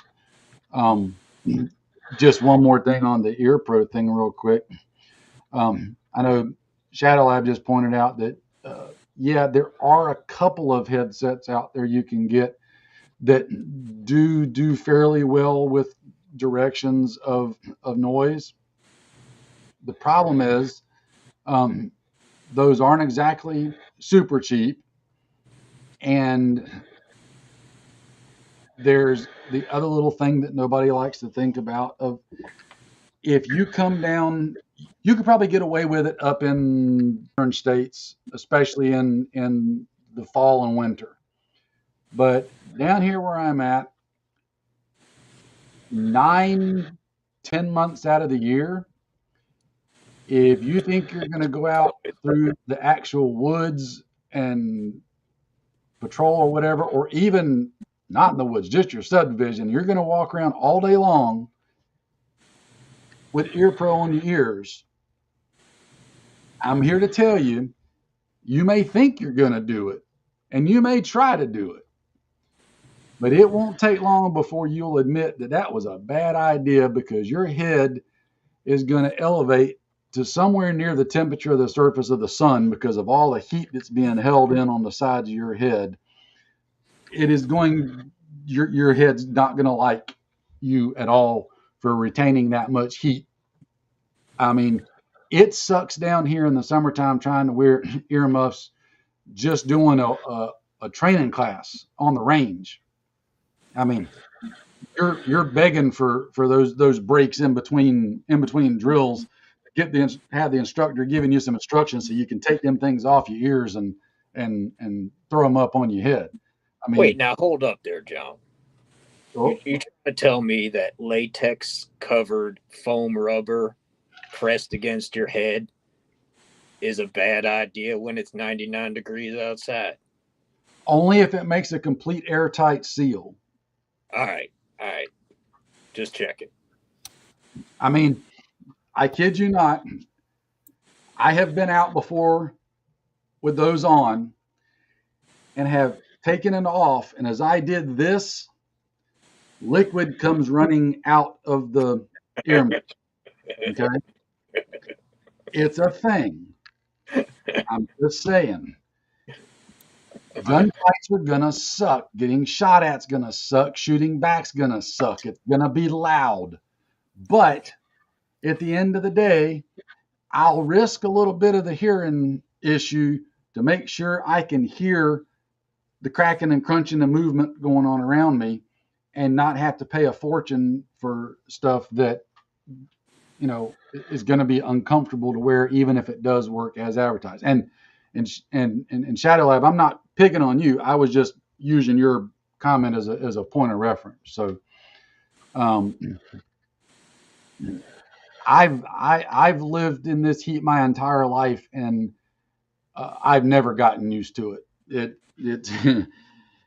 it just stays hot. And I will argue that down in the Keys, because I've been in the Keys, it is not like the swamps up in north central Florida, South Georgia. There is no airflow at all. The Keys get a lot of airflow from the air moving around, so it's not as bad. It's still hot and humid, but it ain't the same kind of hot and humid. I've been in both, and the mugginess and the heat and the woods and swamps here in the summertime is, you can't really appreciate it until you live in it. I was just going to say, I have ample experience wearing is I'm talking a lot of shit about these electronic earmuffs.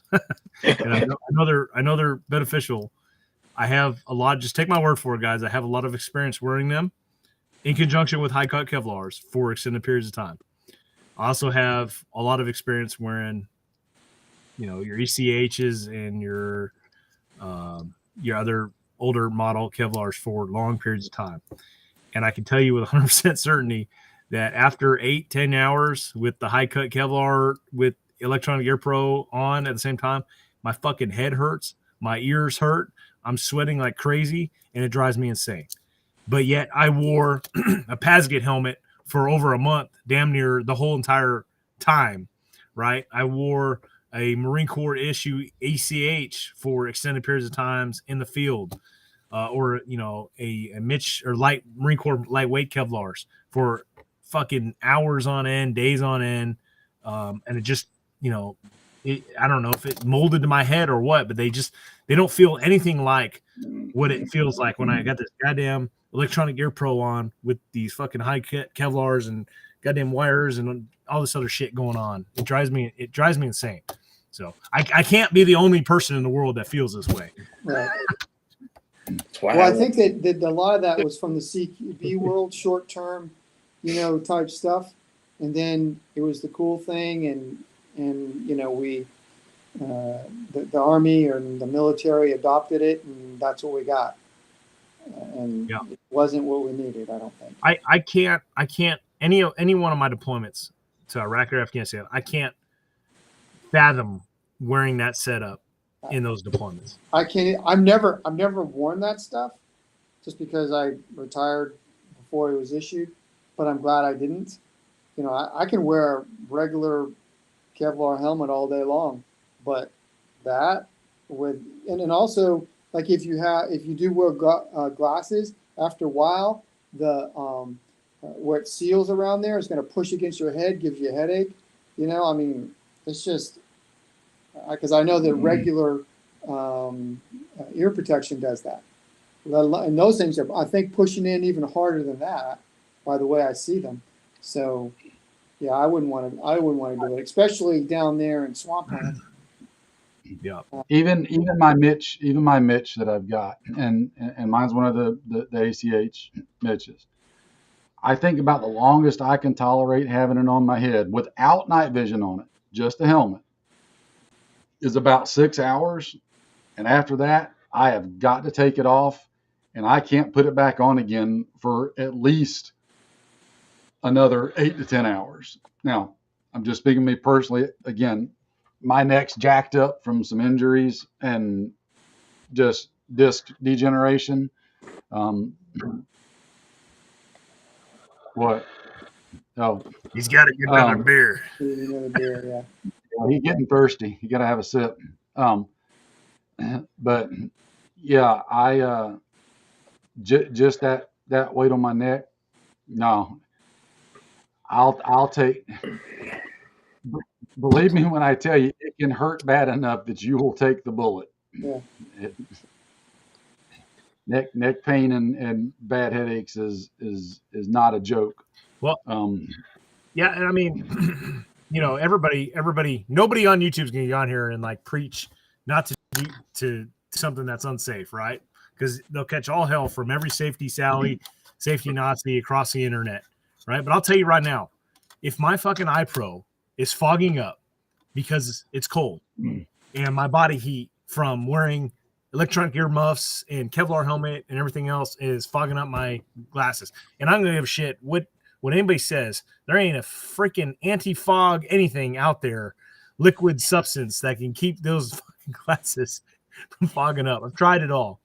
Just short of having a freaking fan blowing on those things nonstop, which I'm not going to sit there and hear for 8 hours straight. But when that happens, your pro comes off, man. I'm sorry. I'd rather take the chance of not having ballistic protection in front of my eyeballs, my Mark I eyeballs, than going into a situation that could be deadly with fogged up fucking iPro. Dude, so I look at your pro in the same sense, right? So it's not even it's not even the fog down here. It's you start sweating so much that you have rivers of sweat running down the front of the glasses and you That can't too. even see your sights. Yeah. Like, and I can't stop every 2 minutes and take them off and, you know, Yeah. hold up, guys, we got to stop the patrol so I can see. Okay, now we can keep going. Wait, no, I just dripped all over it again. Hang on a second. Yeah. You know, I'll start every mission with all the safety Sally stuff, you know, because it's part of SOP. But the second guys wonder sometimes the reason I wear head wraps so much is because I usually get them out of a wicking type material. And I mean, I'll fully admit, I sweat like a friggin' stuck pig. I wear my head wraps because it'll wick it all to the back and it'll let it all run down my back and keep a lot of it out of my face. Not all of it, but a lot of it.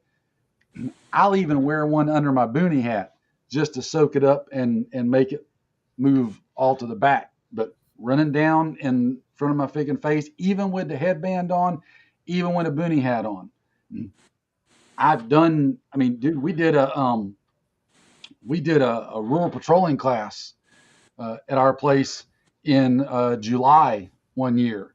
And holy crap, I had the headband on or the head wrap on underneath my boonie hat and was still just had it pouring down my face. It was where an iPro would have not been functional at all. I mean, and I get what you're saying, Brent.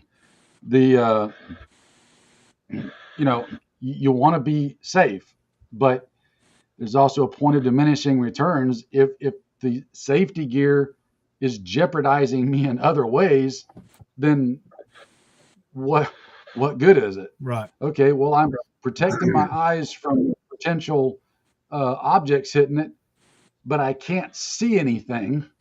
So I can't see the bad guys that might be shooting at me. I can't see the hole that I'm fixing to step in and trip over, and I can't see the sights on my own rifle to shoot back. But at least nothing's going to fly into my eyes.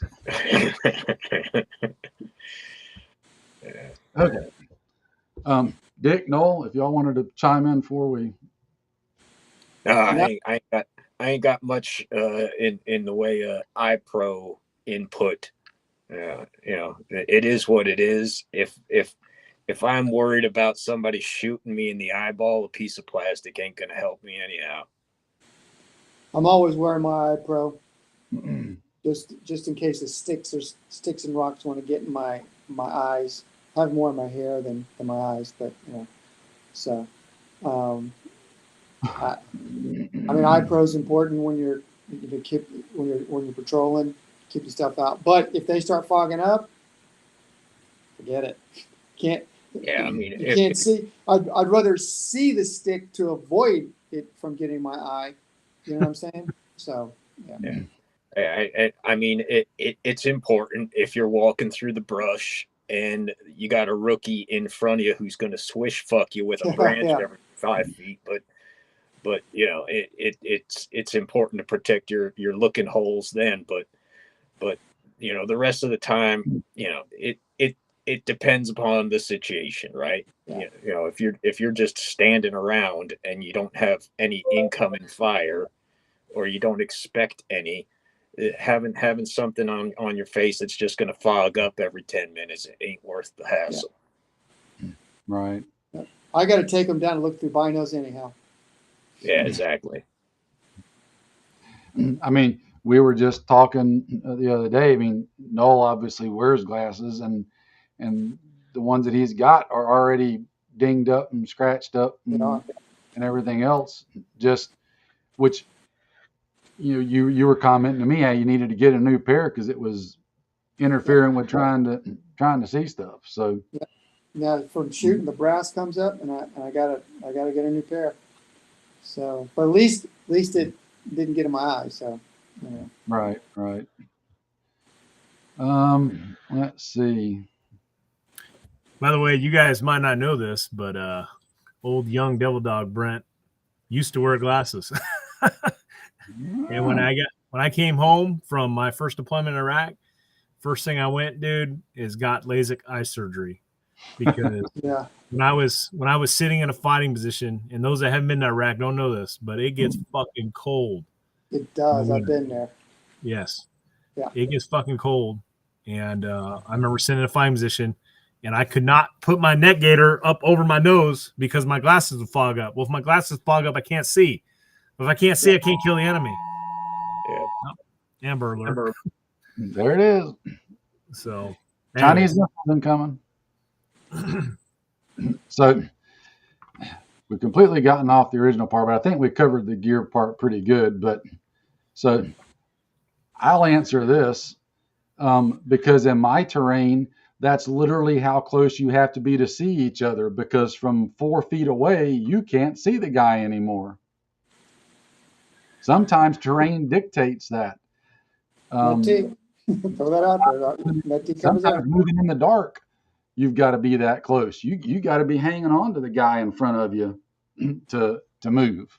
So And you're probably going to have in the situation that we're talking about, you're only going to have 2 or 3 guys on a patrol because you're probably going to set out an LPOP or something. You're not going to go out a squad or whatever on a hopefully this situation doesn't warrant on a combat patrol or something like that.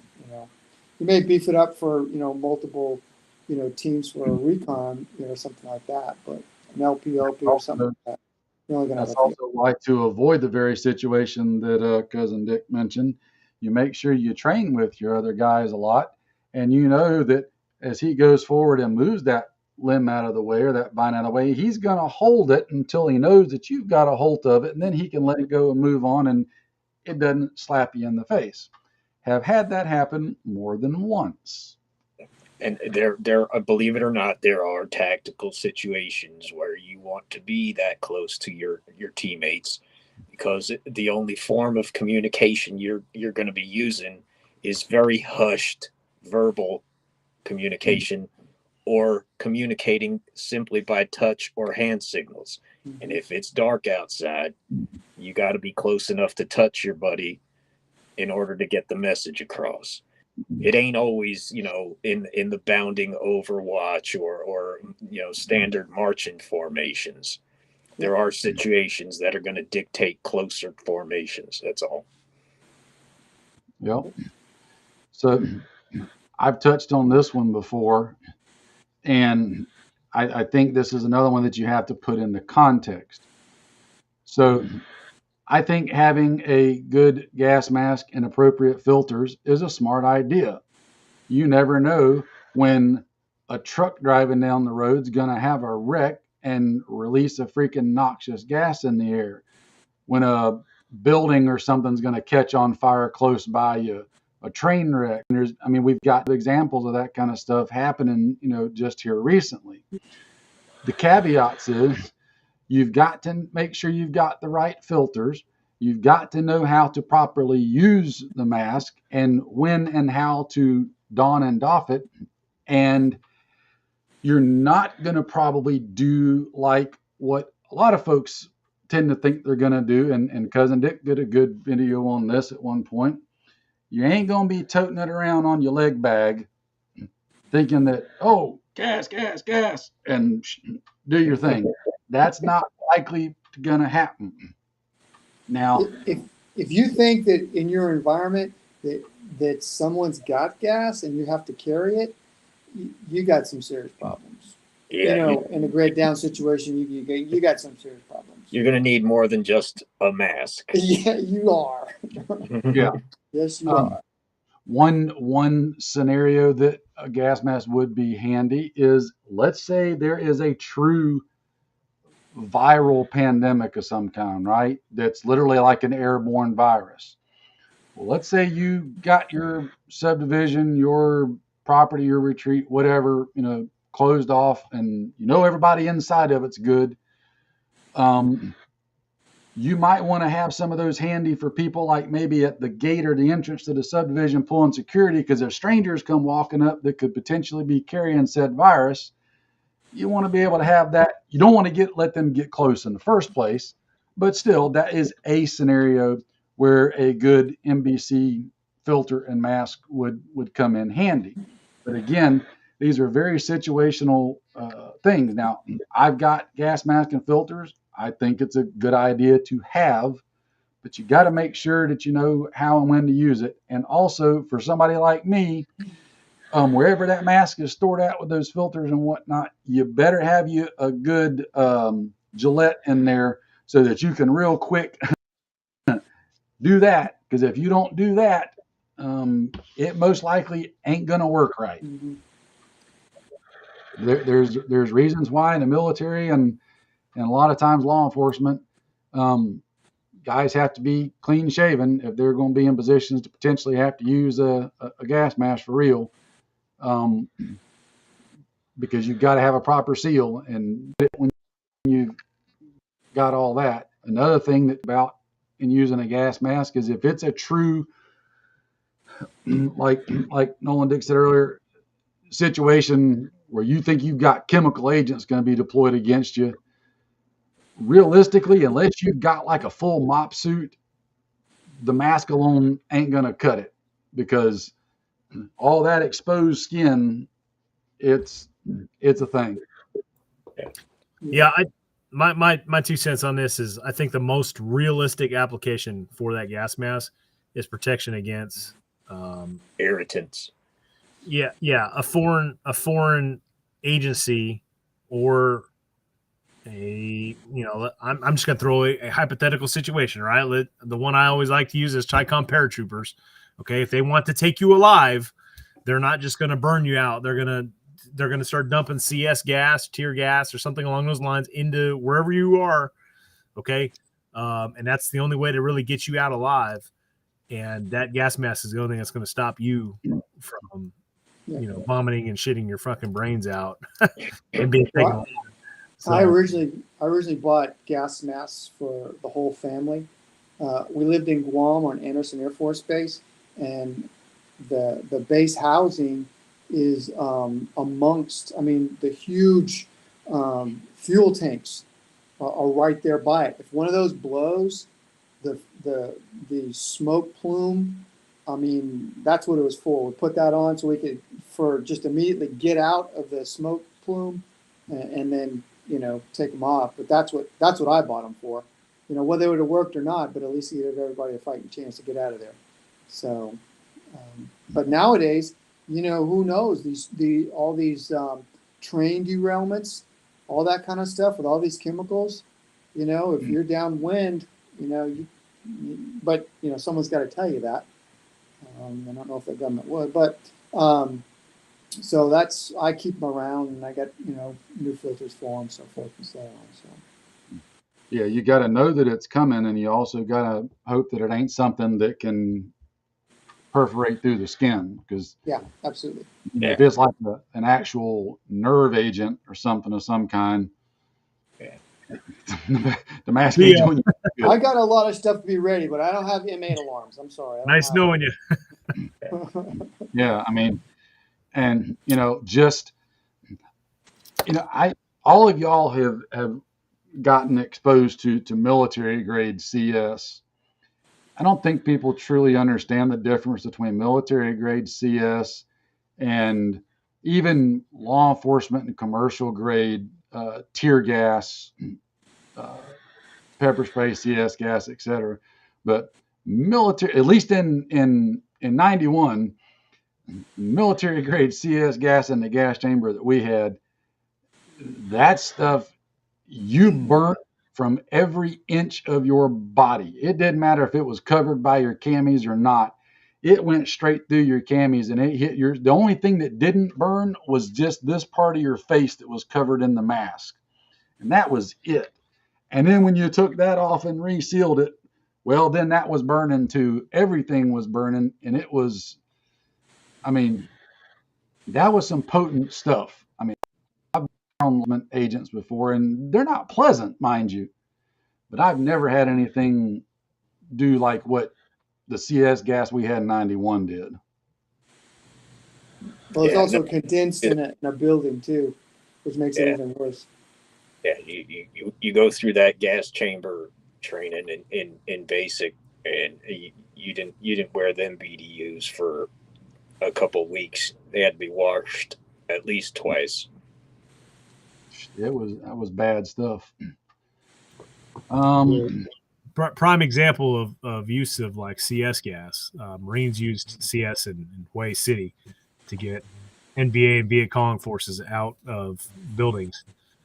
So it can just show you the effectiveness and how it can be used against an enemy or against you, right? If you're in that type of setting. So that is my 2 cents on why it would be a good idea to just at least have one, right? Have and not need. Yeah. No, that's what I'm saying. As long as you understand the applications and the limitations and don't have any, false senses of, I'm going to strap this onto my gear and be toting around with it. And if anybody ever deploys something, I've got it right there and I'm just going to put it on. Well, it ain't quite that easy. And if you don't have a detection system, you take that first breath, too late. Yeah. I mean, we don't have atropine auto injectors either. So. Right. Yeah. I don't want to string us on all night here. Is there anything back on the original gear topic that any of y'all feel like we kind of didn't cover, need to cover more, glossed over? I mean, I just want to say that, guys, look, get what works for you. There's a lot of stuff out there. A lot of the stuff that we see on videos and stuff is a lot of the cool CQB stuff, which for a grid down type scenario, which we're talking, a partisan stuff, isn't necessarily what you want to have. We've talked about whether it's helmets, whatever it is, that isn't necessarily conducive to what we're talking about as far as grid down, partisans, and things like that. But whether it's a Condor, no matter what it is, if it works for you, it works for you. All right, and don't worry about what people say, but train with it. Train with it. Don't just let it sit in the closet. Go out there in the woods, do things with it. Dry fire. Get those mags out. All that kind of stuff. Do reloads. How are you going to do it? Hand placement. All that kind of stuff. Because when the things go bad, right, you better bring your A game. And if it's the first time you've ever worn that rig and tried to do a magazine change with it or something like that, it's too late. It's too late. Yeah. I've always said, just be realistic. Don't prepare yourself for situations that you don't have the skill sets for. Having a chest rig or a plate carrier all rigged out with like breaching tools and flashbangs ain't gonna do you much good unless you're planning on committing suicide by going around kicking doors. Stay in your wheelhouse. None of us here is trained enough to do that kind of crap by ourselves, and I wouldn't try to do it even if I had all four of these fellers and we had months to train on it. I still wouldn't want to do it voluntarily. That's the kind of thing that you just steer away from it. If you live in an urban area and you think you're going to have to fight that kind of fight, your best plan ought to be to get the hell out of there. That's my 2 cents on it. Just stay in your wheelhouse, be realistic, get the gear that you need to accomplish what you think you are humanly capable of doing. Yep. Brent? Well, it's been a good conversation.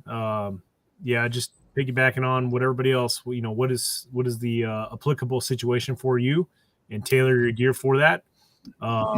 If living in my neighborhood, if we encounter another 2020 Summer of Love George Floyd riot style situation, and you got to defend your house and or community against mobs of people, maybe plate carrier, fucking flak, and all that shit, and Kevlar helmets is the way to go, right? But if I'm up in the mountains, doing what like Grunt Bruce does, I don't want a flak and Kevlar. Like, give me a goddamn deuce gear and a boonie, because I'm gonna see them dudes coming up the one road that's leading up to where I live, miles before they get there. So yeah, situation's dependent. But you could also be like John and I and just have tubs and tubs of gear, and you can outfit a whole freaking rifle platoon if you need to. Yep. And that's one of those things. If you do this long enough, and again, I've been doing it for God, 30, 40 years. I've got tubs full of gear that's like, why did I get that? I could start an Army surplus store. Just about. You're going to accumulate stuff, and the only way to figure it out is you got to use the stuff and see what works and doesn't for what you're trying to do. So I guess the things that I want to just echo is what you guys have all said. Get what's going to work for you. Make sure you get out and try it and use it. I mean, even if it's just standing in your living room doing mag changes and dry firing and getting in different positions with it, even that is better than nothing at all, right? Especially getting in different. I mean, if you're crouching down behind the coffee table, whatever, practicing reloading stuff out of your gear in positions other than just standing up perfectly still and squared up to the target. That's going to tell you a lot more about how well your gear is going to work and function for you.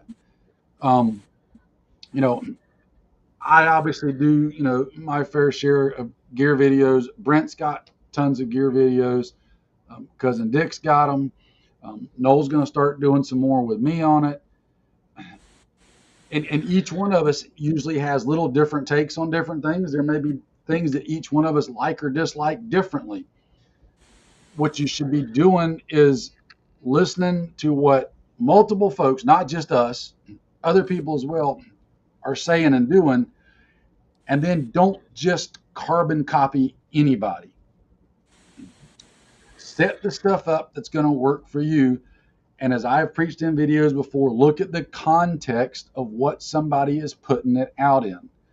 Brent, for example, is very good about when he's doing gear videos about telling you whether he's orienting that particular gear and video and situation towards somebody in the military versus armed citizens. Because there are significant differences, and you've got to pay attention to those differences. Too many guys on YouTube and other social media don't do that. They're trying to show you the coolest, flashiest, most entertaining ways possible.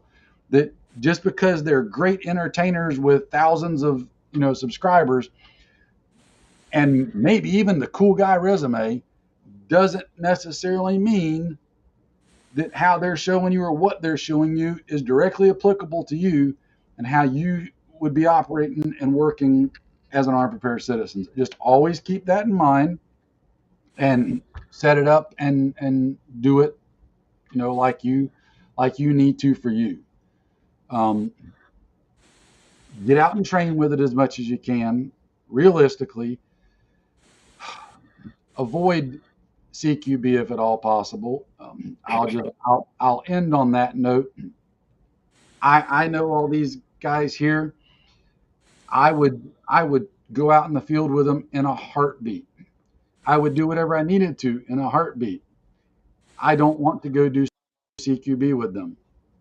And I have spent my fair share of time, and I'm not saying it's a lot, but I've spent my fair share of time in shoot houses and doing the stuff. Exactly what Cousin Dick said. I do not want to voluntarily have to go do it.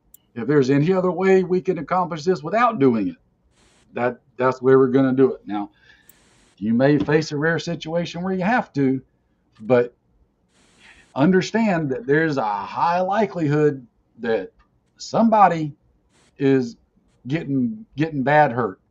I'll dovetail on that. As a retired DEA agent that's done hundreds of entries, I don't have anything to do with it in a go down situation. We would take 10 guys, we would overwhelm them. You're not going to have 10 guys to do that, and you're not going to be trained. We're all trained the same method, So it's not something like John says that you want to have a part of. So it sucked in the jaw, didn't it, Brent? Hey, you said you'd go to the field with us all, but would you share a poncho liner with me on a cold night? Hey, I've done it. Look Depends here. how cold it is, buddy. I have hugged another man with my hands in his armpits, I have too. and his were in mine. Because there comes a certain level of cold that you get to that none of the macho crap matters anymore. You will hug another man very tightly if it means getting warm. Yes, As sir. long as you don't make eye contact with each other, it's good. Yeah. And just kiss in the morning, not before you go to It- sleep. It's eye contact, and as long as nobody's grinning. And take a Yeah. tic If tac. there's any grinning going on, then Yeah. I'm not saying that this was me, but I have seen folks have to have their frostbitten feet warmed up in the crotch of another man. not that there's anything wrong with that. Yeah. And it's not. It was fitting at obviously the time. not the preferred method, but you know, in dire circumstances when you can't build yourself a fire, you know, you got to use body heat in very irregular and unconventional ways. And you won't care. You can be as macho as you want to right now. But I'm telling you, there becomes a point when you will not care about that. Yeah. The numbness and pain in your hands, feet, whatever, you will share a poncho liner with another guy. Yeah. All right. Well, I guess we can probably wrap it up again. I know we could all sit here and go on about this all night long, but appreciate you guys being here as always. Again, we're going to try to do these every Tuesday night. I know, Brent, are you still going to try to get your stuff back up on Monday nights? I know your schedule's been kind of whack lately, but yeah, I'm doing stuff when I can. So yeah, I was all last week. I was out of town, so I was like, I got back Saturday, and then Monday came. I'm like, I got shit to do, man. Yeah, I know. That's what I said. Your schedule's been kind of whack lately, so keep an eye on Brent's channel. I know we're going to try to keep doing these, and we're obviously going to have these guys on whenever possible for them to chime in, because I value their opinions, especially from the different perspectives and areas of experience. So on that note, I'll answer Assassin's question really quick. The back order situation is coming along, not nearly as fast as I would like, but it's coming along. It's going to get caught up at some point. I just can't tell you exactly when that point is, because I'm working as fast as I can to get it done. So that's about the only honest update I can give you on that front. All right, guys, we're going to close it out. I appreciate it. Y'all take care, and we'll see you on another one. Y'all have a good one. I'm gonna get another beer.